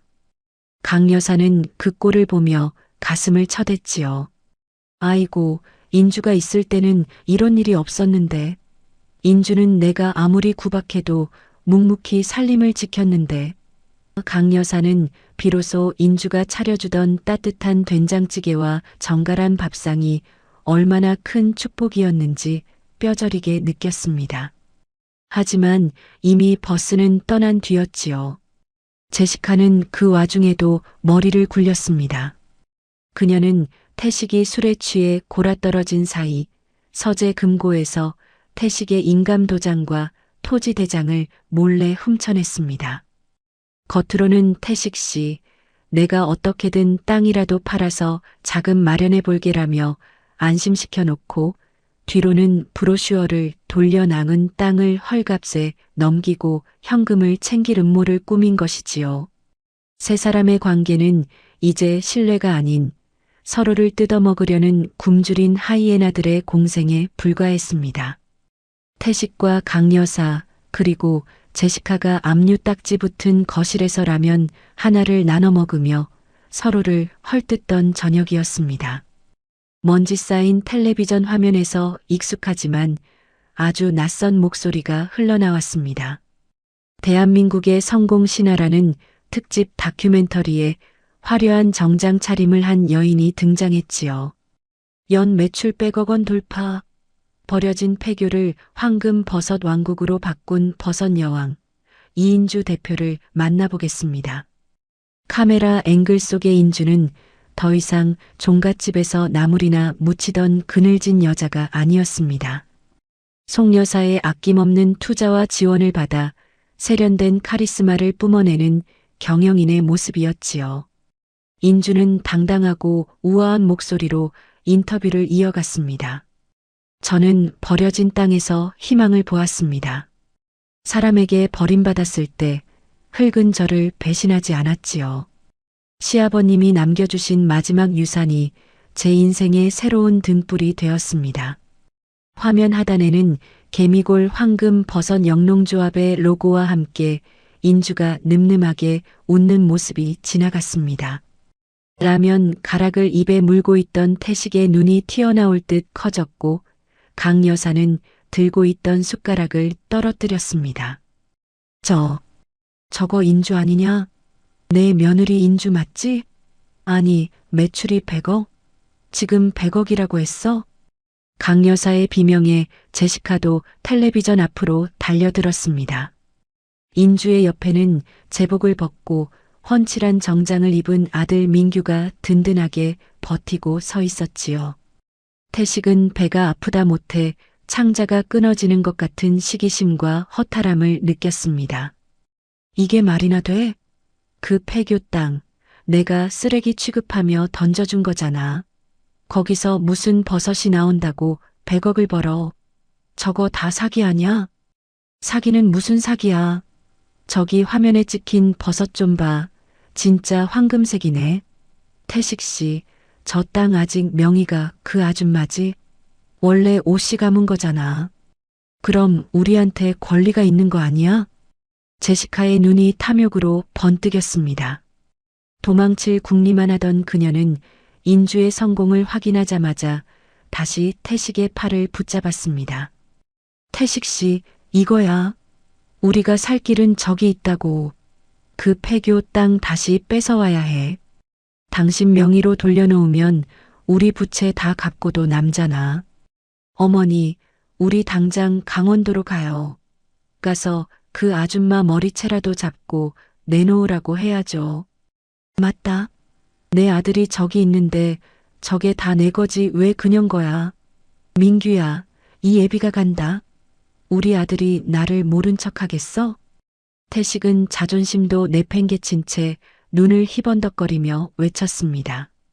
새 빌런은 인주의 성공을 축하하기는커녕 다시 그 결실을 가로챌 생각에 침을 흘리며 강원도행 차비를 챙기기 시작했습니다. 인주는 화면 너머에서 그들의 추악한 본성을 꿰뚫어 보듯 서늘하게 미소 지었습니다. 이제 무대 위로 올라올 광대들을 처리할 완벽한 덫이 개미골에 준비되어 있었습니다. 강원도 정선 개미골의 아침은 이제 전국에서 몰려드는 물류트럭의 우렁찬 엔진 소리와 함께 시작됩니다. 인주와 민규가 땀 흘려 일군 폐교는 이제 더 이상 귀신 나오는 흉가가 아니었지요. 송 여사가 투자한 수십억의 자본은 단순히 건물을 고치는데 그치지 않고 폐교 주변의 험한 길을 매끄러운 아스팔트로 닦아냈으며 마당에는 사시사철 푸른 소나무와 고급스러운 조경시설이 들어서 마치 영국의 대저택 같은 위용을 뽐내고 있었습니다. 그러던 어느 나른한 오후 정적이 흐르던 마을 어귀에 요란하고 천박한 경적 소리가 울려 퍼졌습니다. 태식과 강여사 그리고 제시카가 마지막 자존심이라며 무리하게 렌트에 타고 온 낡은 구형 수입차 한 대가 흙먼지를 일으키며 나타난 것이지요. 그들은 인주가 여전히 구멍난 작업복을 입고 흙탕물 속에서 버섯배지나 나르고 있을 거라 굳게 믿고 있었습니다. 태식 씨, 여기 맞아? 무슨 폐교가 이렇게 번듯해? 세상에, 저기 세워진 물류 트럭들 좀 봐. 저게 다 우리 돈이나 마찬가지라고. 빨리 가서 명의부터 확인해 봐요. 제시카는 벌써부터 모든 게 제 것인 양 흥분해서 차창 밖으로 머리를 내밀고 침을 삼켰습니다. 태식 역시 상기된 얼굴로 핸들을 꽉 쥐었지요. 어머니, 보셨죠? 인주 저 여편네가 운 좋게 돈벼락을 맞은 모양인데 결국 그 뿌리는 우리 오씨 가문 땅 아닙니까? 오늘 가서 확실히 기선 제압해야 합니다. 강 여사는 뒷좌석에서 금부치를 만지작거리며 고개를 끄덕였습니다. 그렇고 말고. 내 손주가 저기 있는데 감히 누가 주인 행세를 해. 하지만 그들이 폐교 정문에 들어서려는 찰나 번쩍이는 최신형 검정 세단 한 대가 그들의 앞길을 가로막았습니다. 그 차는 태식 일행이 타고 온 낡은 차와는 비교도 안 될 만큼 고귀한 광택을 내뿜고 있었지요. 차 문이 열리고 검은 수트 차림의 건장한 수행원이 내리더니 뒷좌석 문을 정중하고도 예의 바르게 열었습니다. 그곳에서 내린 사람은 다름 아닌 인주였습니다. 그녀는 단아하면서도 범접할 수 없는 카리스마가 느껴지는 최고급 실크 정장을 입고 있었어요. 송 여사가 이 대표의 격을 보여주라며 선물한 명품 진주 목걸이가 인주의 목선에서 우아하게 빛나고 있었지요. 인주의 안색은 개미골의 맑은 공기를 마신 덕분인지 예전에 수척하던 모습은 온데간데 없이 투명하고 건강하게 빛났습니다. 아니, 저게 정말 이인주야? 저 여편네가 왜 저런 차에서 내려? 저 수트며 보석이며. 저거 다 가짜 아니야? 태식은 입을 벌린 채 차창에 코를 박고 경악했습니다. 강 여사는 눈을 비비고 또 비비며 인주를 쳐다보았지만 자신이 30년간 부려먹던 예만 하던 식모 같던 며느리의 모습은 어디에도 없었지요. 인주는 그들을 쳐다보지도 않은 채 곁에 선 늠름한 아들 민규와 함께 여유롭게 서류를 검토하며 본관 건물로 향했습니다. 빌려온 낡은 차 안에서 꾀죄죄한 몰골로 그 모습을 지켜보던 3인방은 그야말로 기절초풍할 노릇이었답니다. 인주가 사무실로 들어가려 하자 강 여사가 차에서 튕겨나오듯 달려나갔습니다. 그녀는 언제 구박했냐는 듯 인주의 손을 덥석 잡으며 세상에서 가장 자애롭고 인자한 시어머니의 표정을 지어 보였지요. 아이고, 내 새끼. 인주야. 고생 많았다. 내가 너 믿고 그 땅 준 거 너 다 알고 있었지? 내가 겉으로는 좀 모질게 굴었어도 속으로는 우리 며느리가 대성할 거다라며 밤마다 기도만 했단다. 내가 어쩜 이렇게 장하게 해냈니? 강 여사의 거친 손이 인주의 부드러운 손등을 비벼대며 억지 눈물을 짜냈습니다. 뒤따라온 태식 역시 뻔뻔하게 어깨를 펴며 인주 곁으로 다가왔지요. 여보, 고생 많았어. 내가 이렇게 잘 해놓을 줄 알았으면 내가 진작에 더 큰 지원을 해줬을 텐데. 이제 우리가 왔으니까 걱정 마. 사업이라는 게 여자 혼자 힘으로는 한계가 있는 법이거든. 이제 내가 경영 전면에 나서서 제대로 키워볼게. 너는 이제 안방에서 대접이나 받으며 편히 쉬어. 태식은 마치 자신이 이룬 성과인 양 거드름을 피우며 민규의 어깨를 두드리려 했습니다. 하지만 인주는 태식의 손을 얼음장처럼 차갑게 뿌리쳤습니다. 그리고는 천천히 안경을 고쳤으며 강 여사와 태식을 번갈아 보았지요. 인주의 눈빛에는 예전 같은 두려움이나 슬픔은 조금도 없었습니다. 오직 서늘한 경멸과 냉소만이 가득했지요. 어머니, 내 새끼라니요? 제가 이 집안에서 쫓겨날 때 그 한겨울에 수중에 단돈 몇만 원 쥐어주며 다시는 연락하지 마라, 재수 없다고 내치신 분이 누구셨습니까? 그리고 태식 씨, 당신 사업이라니요. 여기는 송 여사님과 우리 개미골 사람들이 피땀 흘려 일군 영농조합입니다. 당신 같은 부도업자가 감히 발 들릴 곳이 아니라는 말입니다. 인주의 서늘한 말투에 강 여사는 잠시 주춤했지만 이내 바닥에 주저앉아 대성통곡을 하는 신용을 했습니다. 아이고, 동네 사람들. 이것 좀 보세요. 며느리가 돈 좀 벌더니 시어미를 모른 척하네. 내가 이 땅을 줬는데 이제 와서 나를 길바닥으로 내쫓네. 천벌을 받을 거야.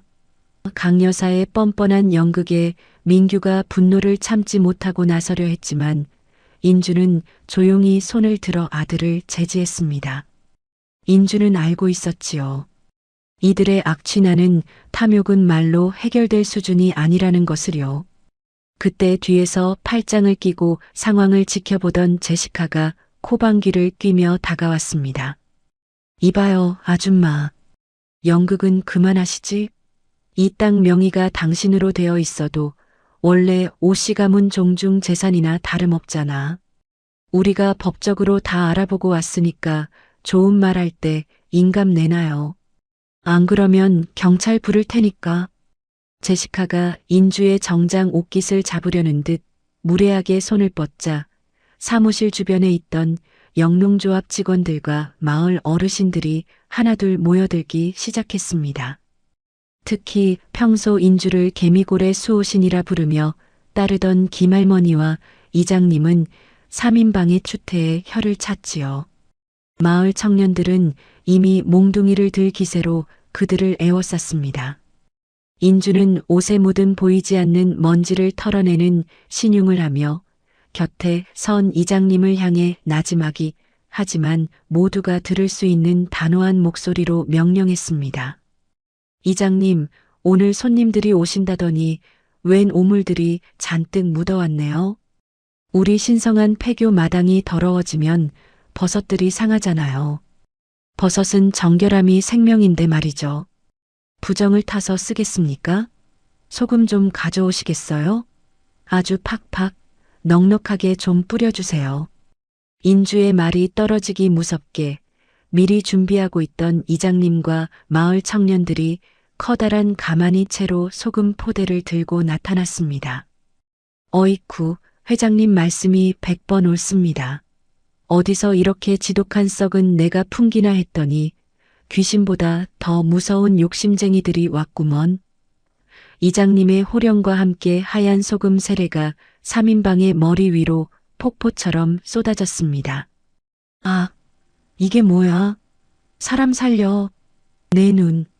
이 무식한 시골 것들이 감히 누구한테 소금을 뿌려. 제시카의 화려하게 말아올린 파마머리 위로 하얀 소금이 소복이 내려앉았고 태식의 비싼 척하는 양복 주머니 속으로도 소금알이 가득 들어갔습니다. 강 여사는 아이고, 며느리가 시어미를 소금으로 절이네. 나 죽네. 라며 실성한 듯 땅바닥을 굴렀지만 마을 사람들은 더 크게 웃으며 양동이째 소금을 퍼부었지요. 자, 부정 타니까 저 멀리 쫓아버려. 우리 회장님 괴롭히는 인간들은 개미골에 발도 못 붙인다. 썩 꺼져라, 이 악마들아. 마을 사람들의 우렁찬 함성과 소금 세례의 3인방은 눈도 제대로 못 뜬 채 비명을 지르며 자신들이 타고 온 낡은 수입차로 도망치듯 기어 들어갔습니다. 차 안으로 들어온 소금알들이 바닥에 자갈처럼 깔렸고 차 유리창에 부딪히는 소금 소리가 마치 그들의 파멸을 축하하는 경쾌한 박수 소리처럼 온 산골에 울려 퍼졌지요.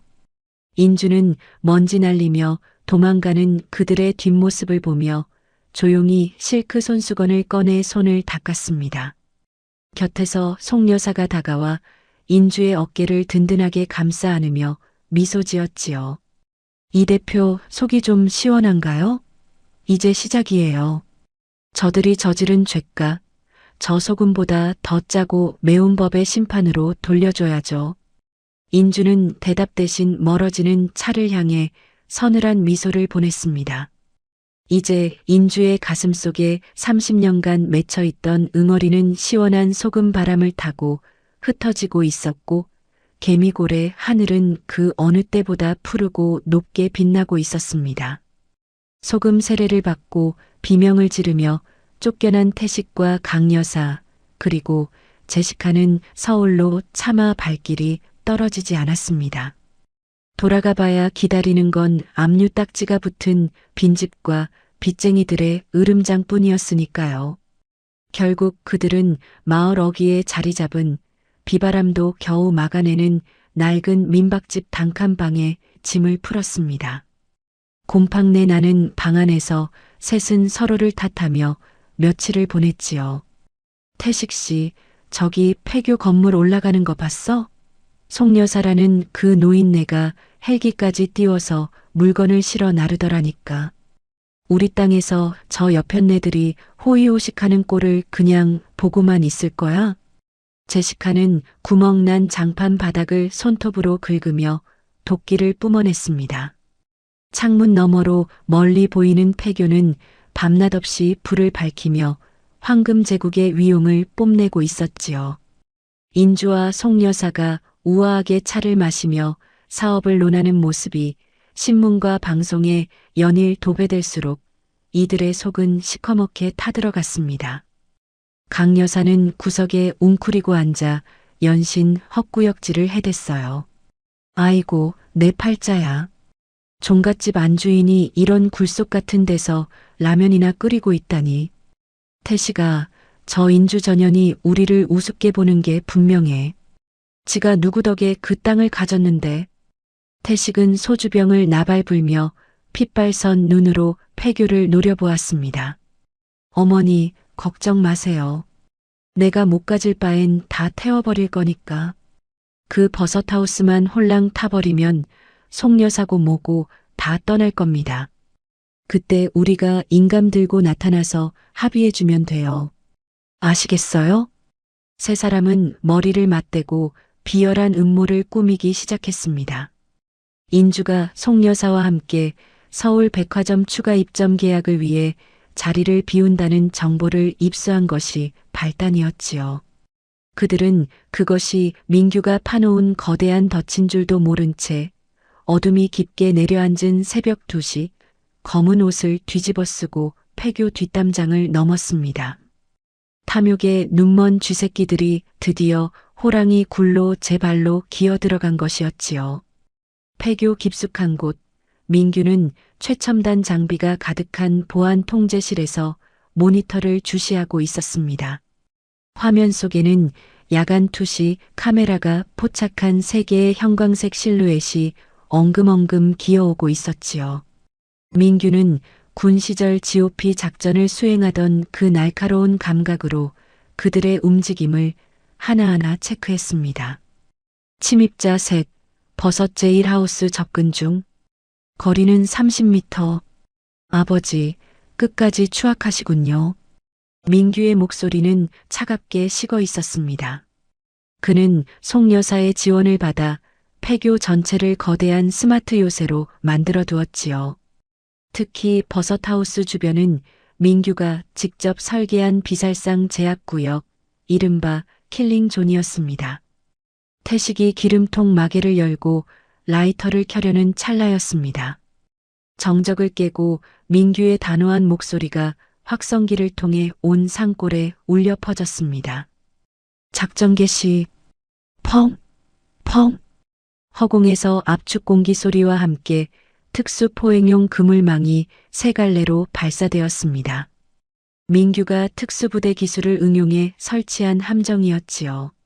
순식간에 끈적하고 질긴 그물에 뒤엉킨 3인방은 비명을 지르며 바닥을 뒹굴었습니다.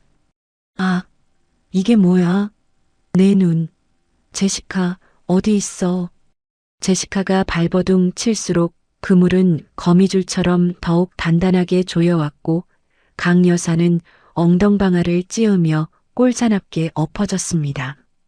그때 주위를 대낮처럼 밝히는 서치라이트가 일제히 켜지며 민규가 어둠 속에서 천천히 걸어 나왔습니다.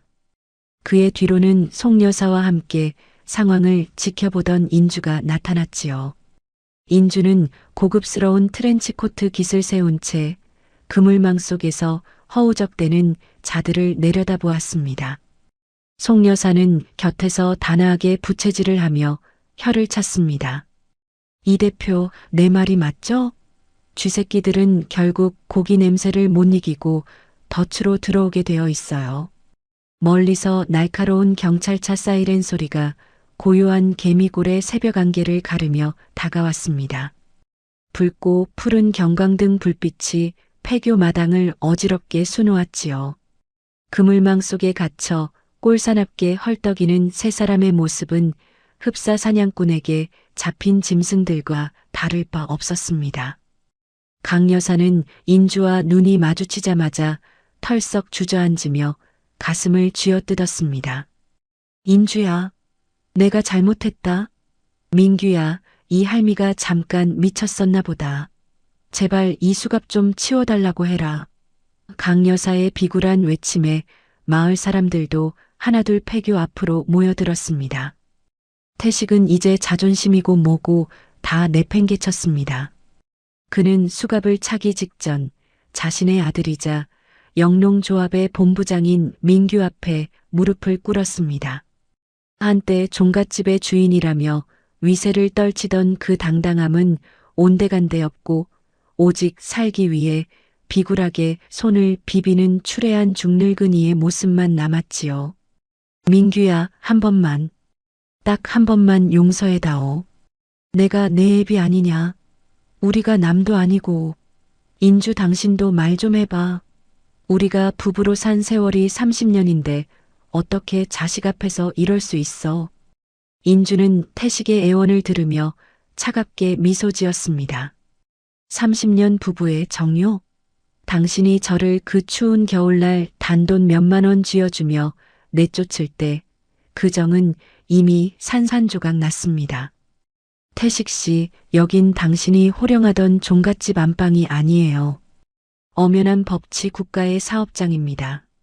제시카는 경찰차에 실려가면서도 난 몰라. 저 사람들이 불 지르자고 꼬신 거야. 라며 끝까지 비겁하게 발뺌했지만 민규가 제출한 초고화질 야간 투시 영상은 그들의 방화 모의부터 침입 경로까지 생생하게 기록하고 있었지요. 경찰차 문이 닫히고 세 사람이 줄줄이 끌려가는 모습은 마을 사람들에게 길이 남을 구경거리가 되었습니다. 송 여사는 인주의 어깨를 든든하게 감싸 안으며 말했습니다. 이 대표, 이제 정말 큰 고비 넘겼네요. 저들이 저지른 죄가 저 깊은 유치장 바닥에서 뼈저리게 느끼게 해줍시다. 인주는 멀어지는 경찰차의 붉은 잔상을 보며 길게 숨을 내뱉었습니다. 30년간 가슴을 짓누르던 커다란 바위 덩어리가 마침내 굴러떨어지는 기분이었지요. 개미골의 새벽은 그 어느 때보다 청명하고 고요하게 밝아오고 있었습니다. 경찰차의 뒷문이 쾅 닫히는 소리는 마치 태식의 화려했던 과거에 내리는 사형 선고와도 같았습니다. 민규는 수갑을 찬 아버지의 뒷모습을 보며 눈을 감았습니다. 아들로서 느끼는 비애보다는 한 인간이 탐욕에 눈이 멀어 어디까지 추락할 수 있는지를 목격한 충격이 더 컸지요. 어머니, 이제 방 안으로 들어가세요. 새벽 공기가 차갑습니다. 민규가 인주의 어깨를 감싸 안으며 나지막이 말했습니다. 인주는 고개를 끄덕이면서도 경찰차가 마을 어귀를 빠져나갈 때까지 시선을 떼지 않았습니다. 그 옆에서 송 여사는 인주의 손을 꼭 쥐어주었지요. 이 대표, 오늘 민규 대위가 한 일은 단순히 도둑을 잡은 게 아니에요. 당신의 삶을 옥죄던 그 낡은 사슬을 끊어낸 거죠. 저들은 이제 감옥에서 서로를 원망하며 남은 생을 보내게 될 겁니다. 인과응보, 그게 세상의 이치니까요. 송 여사의 말대로 유치장으로 향하는 차 안에서 세 사람은 이미 서로의 머리채를 잡을 기세로 비난을 쏟아내고 있었습니다. 제시카는 너 같은 무능한 놈을 만난 게 내 인생 최대의 실수라며 태식의 얼굴을 핥히었고, 태식은 내가 불을 지르자고 꼬시지만 않았어도 이렇게는 안 됐다며 울부짖었지요. 강 여사는 그 사이에서 아이고 내 팔자야 를 연발하며 곡소리를 냈습니다. 개미골 폐교 마당에 남겨진 인주는 깊은 밤하늘을 올려다보았습니다. 30년 전 종갓집 며느리로 들어오던 날 보았던 그 별들이 오늘따라 유난히 더 반짝이고 있었지요. 이제 그녀의 인생에 더 이상의 며느리 인주는 없었습니다. 오직 자신의 힘으로 일어선 경영인 이인주와 그녀를 지키는 든든한 아들 민규, 그리고 새로운 동반자 송여사만이 남아 있었습니다. 인주는 폐교 교실을 개조한 자신의 사무실로 천천히 걸어 들어갔습니다. 책상 위에는 송여사가 가져온 전 세계 시장 진출 계획서가 놓여 있었지요. 복수는 끝났고 이제는 날아오를 시간만이 남았습니다. 개미골의 새벽은 그렇게 또 다른 기적을 예고하며 밝아오고 있었습니다. 새벽 안개가 자욱한 정선 경찰서 앞마당은 평소와 달리 붉고 푸른 경광등 불빛으로 어지러웠습니다. 방화 미수 혐의로 긴급 체포된 태식과 제시카, 그리고 공범 혐의로 연행된 강 여사는 수갑을 찬 채 유치장으로 향하며 비명을 질러댔지요. 그 뒤를 이어 인주는 송 여사가 준비해준 검정 세단에서 내려 차분한 걸음으로 경찰서 안으로 들어섰습니다. 인주의 품 안에는 30년 전 종갓집 며느리로 들어온 첫날부터 몰래 기록해온 검은 장부가 소중하게 들려 있었지요. 이인주 대표님, 참고인 조사를 시작하기 전에 제출하실 자료가 있다고 들었습니다. 취조실의 차가운 철제 책상을 사이에 두고 젊은 형사가 물었습니다. 인주는 말없이 낡은 가죽 가방에서 누렇게 변색된 장부 한 권을 꺼내 놓았지요.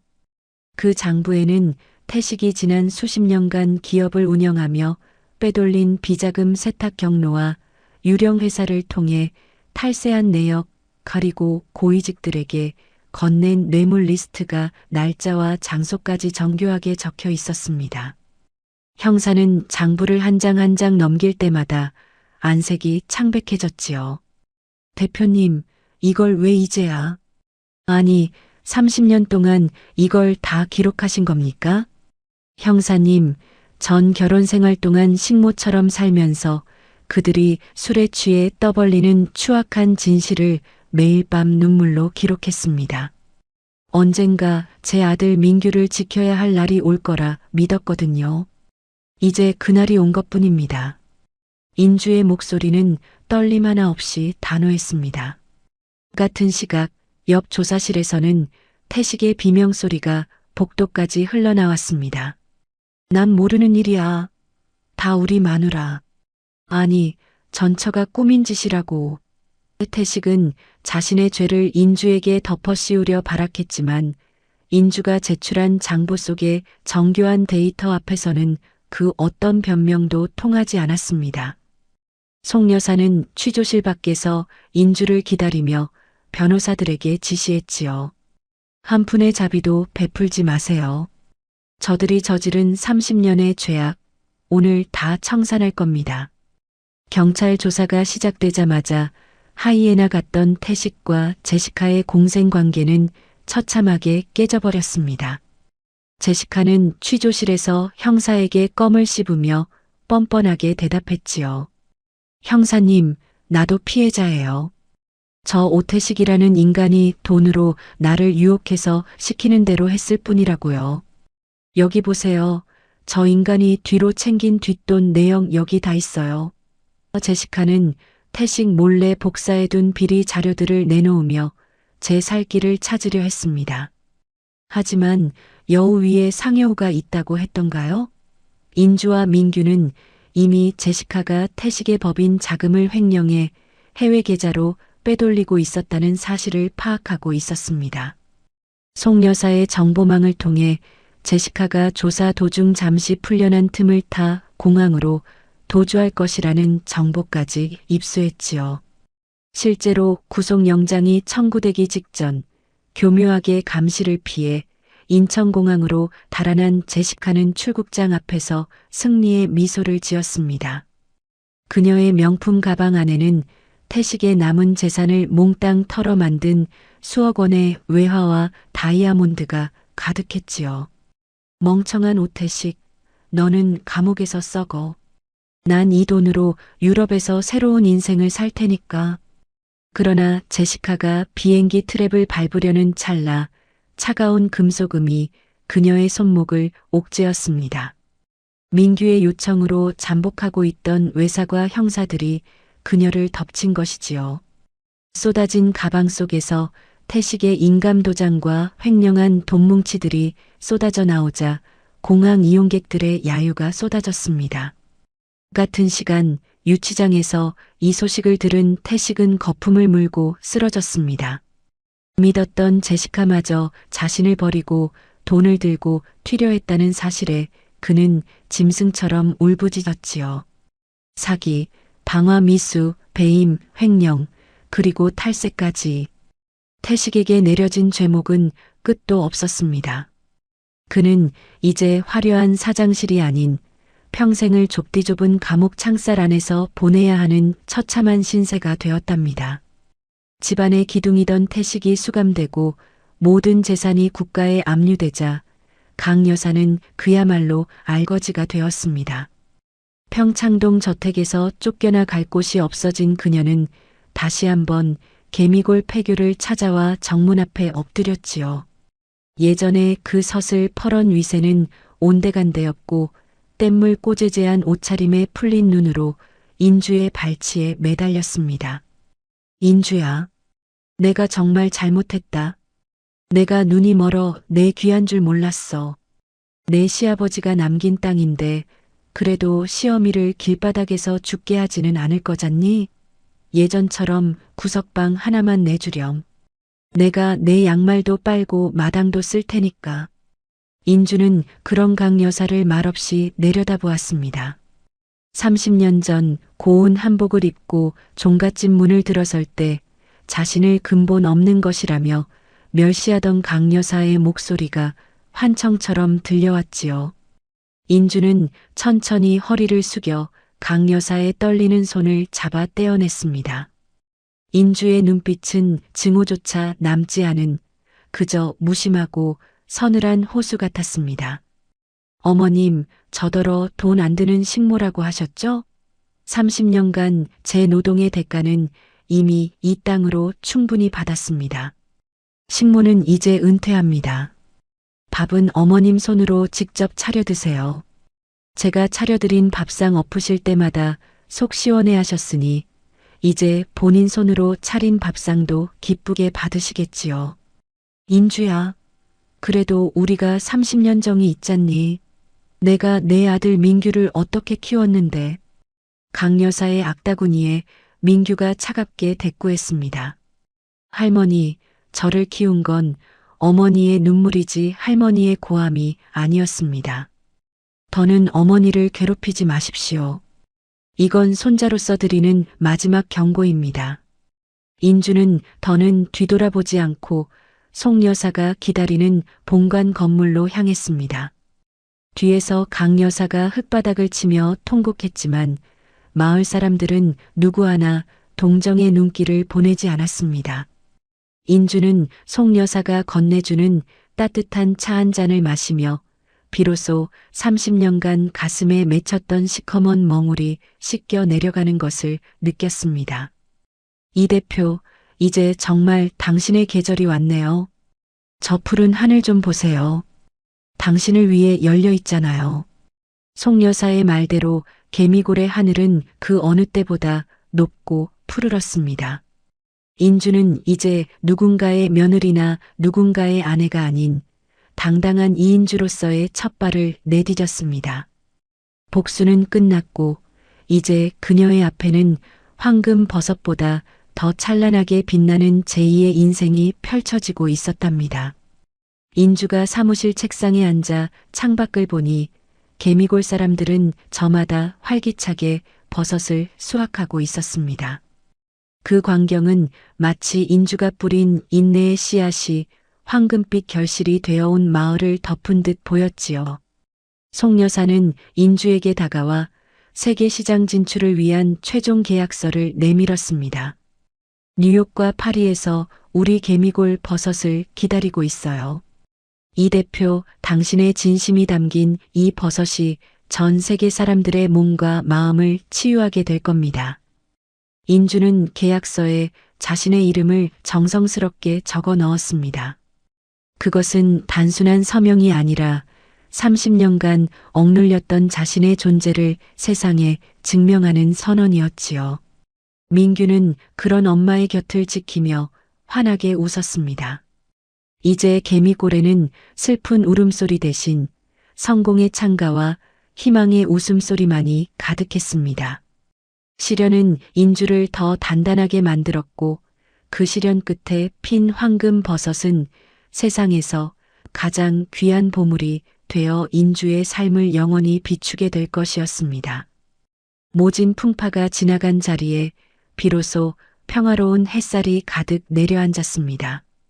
인주가 처음 발을 들였을 때 귀신이 나올 듯 을씨년스럽던 폐교는 이제 대한민국을 넘어 세계가 주목하는 인주발효과학연구소로 완벽하게 탈바꿈했지요. 낡은 교실벽은 세련된 유리 외벽으로 바뀌었고 그 안에는 송 여사가 아낌없이 투자한 최첨단 배양시설과 연구 장비들이 가득 들어찼습니다. 이곳은 단순히 버섯을 키우는 공장이 아니었어요. 일자리가 없어 떠나갔던 젊은이들이 다시 돌아오고 소외됐던 개미골 어르신들이 영농 전문가라는 명함을 달고 활기차게 출근하는 지역 경제의 든든한 심장이 되었지요. 송 여사는 연구소 개소식 날 인주의 손을 꼭 잡으며 감격 어린 목소리로 말했습니다. 이 대표, 내가 사람 보는 눈 하나는 틀리지 않았나 봐요. 저 황금 버섯들이 인주 씨의 인내를 닮아 저토록 찬란하게 빛나는 것 좀 보세요.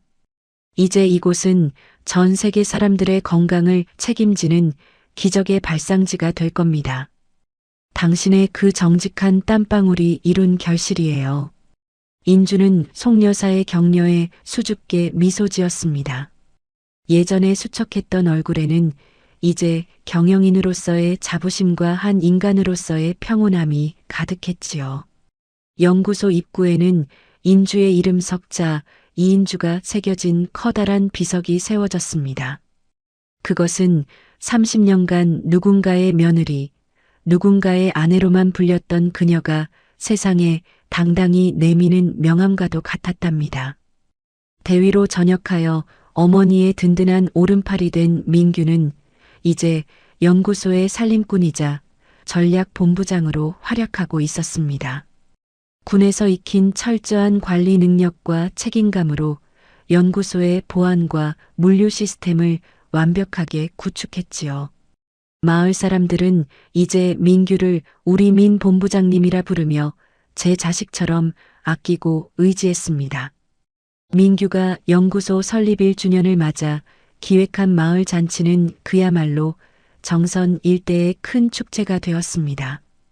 이장님과 김할머니는 정성껏 마련한 국밥과 떡을 마을 사람들에게 나누며 연신 싱글벙글 하셨지요. 인주는 그동안 자신을 믿어주고 지켜준 마을 사람들에게 감사의 인사를 전하며 연구소 수익금의 상당 부분을 지역 사회에 환원하기로 했습니다. 여러분, 제가 가장 힘들 때 따뜻한 감자 하나 건네주셨던 그 마음 잊지 않겠습니다. 이 연구소는 저 혼자 만든 게 아니라 우리 개미골 식구들이 함께 일군 기적입니다. 이 수익금은 우리 마을 아이들의 장학금과 어르신들의 복지를 위해 쓰일 겁니다. 우리 다 같이 잘 먹고 잘 사는 세상을 만들어 봐요. 인주의 진심 어린 연설에 마을 사람들은 박수갈채를 보냈고 송 여사 또한 흐뭇한 표정으로 그 광경을 지켜보았습니다. 한때 자신을 식모라 비하하며 내쫓았던 태식과 강 여사의 그늘에서 벗어나 이제는 수백 명의 삶을 책임지는 거목이 된 인주의 모습은 개미골에 살아있는 전설이 되기에 충분했지요. 잔치의 소란함이 잦아들 무렵 인주는 문득 담장 너머 먼 하늘을 보았습니다. 그 시각 태식과 제시카는 각기 다른 교도소의 차가운 독방에서 처절한 대가를 치르고 있었지요. 태식은 텅 빈 벽을 보며 제시카가 빼돌린 돈과 인주가 차려주던 밥상을 번갈아 떠올리며 울부짖었습니다. 제시카, 이 나쁜 년. 인주야, 내가 잘못했다. 하지만 돌아오는 건 고요한 정적뿐이었습니다. 제시카 역시 여자 교도소에서 동료 수감자들에게 무시당하며 자신이 누렸던 화려한 가짜 인생이 신기루였음을 뼈저리게 느끼고 있었지요. 그녀는 거울도 없는 방에서 초췌해진 자신의 얼굴을 만지며 흐느꼈지만 그녀를 구원해 줄 사람은 아무도 없었습니다. 가장 비참한 것은 강 여사였습니다.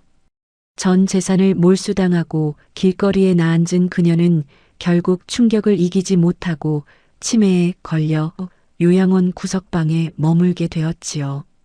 그녀는 매일 아침 문을 열며 소리칩니다. 인주야, 밥 가져와라. 왜 이렇게 늦니? 하지만 돌아보는 이는 없었습니다. 그녀가 버린 보석 같은 며느리는 이제 전 세계가 우러러보는 여왕이 되었고 그녀 곁에는 차가운 식판 하나만이 덩그러니 놓여 있을 뿐이었지요. 노을이 붉게 물드는 시간, 인주는 아들 민규와 함께 교정을 천천히 걸었습니다. 운동장가에 핀 황금 버섯들이 지는 해를 받아 정말 금꽃처럼 일렁이고 있었지요. 민규가 어머니의 어깨를 감싸 안으며 다정하게 물었습니다. 어머니, 이제 정말 행복하세요? 그동안 너무 고생만 하셔서 제 마음이 늘 무거웠어요. 이제부턴 제가 어머니의 이름 석자를 가장 빛나게 지켜드릴게요. 인주는 아들의 억센 손을 꼭 잡으며 환하게 웃었습니다. 그 미소는 30년의 한을 다 녹여낼 만큼 깊고 맑았습니다. 민규야, 이제야 엄마 이름 석자 이인주로 사는 것 같다. 누구의 식모도 아니고 누구의 그림자도 아닌 그냥 나 자신으로 말이야. 저 노을이 저렇게 예쁜 줄 예전엔 미처 몰랐구나. 내가 곁에 있어줘서 엄마는 이제 더 바랄 게 없단다. 인주는 시리도록 푸른 가을 하늘과 붉은 노을이 만나는 그 경계에서 자신의 새로운 인생이 시작되었음을 느꼈습니다. 폐교에 핀 황금꽃은 이제 더 이상 인내의 상징이 아닌 찬란한 영광의 꽃이 되어 개미고를 영원히 비추고 있었습니다. 우리 구독자님들, 오늘의 이야기 어떠셨나요? 사연 들어주셔서 감사드리고 재미난 사연 계속 들으실 수 있도록 구독, 좋아요, 알림 설정 버튼 꾹 눌러주시고 주변에 공유도 해주세요. 댓글도 남겨주시면 다음 사연 제작에 큰 힘이 됩니다. 오늘도 행복이 함께 하시길 소망하겠습니다.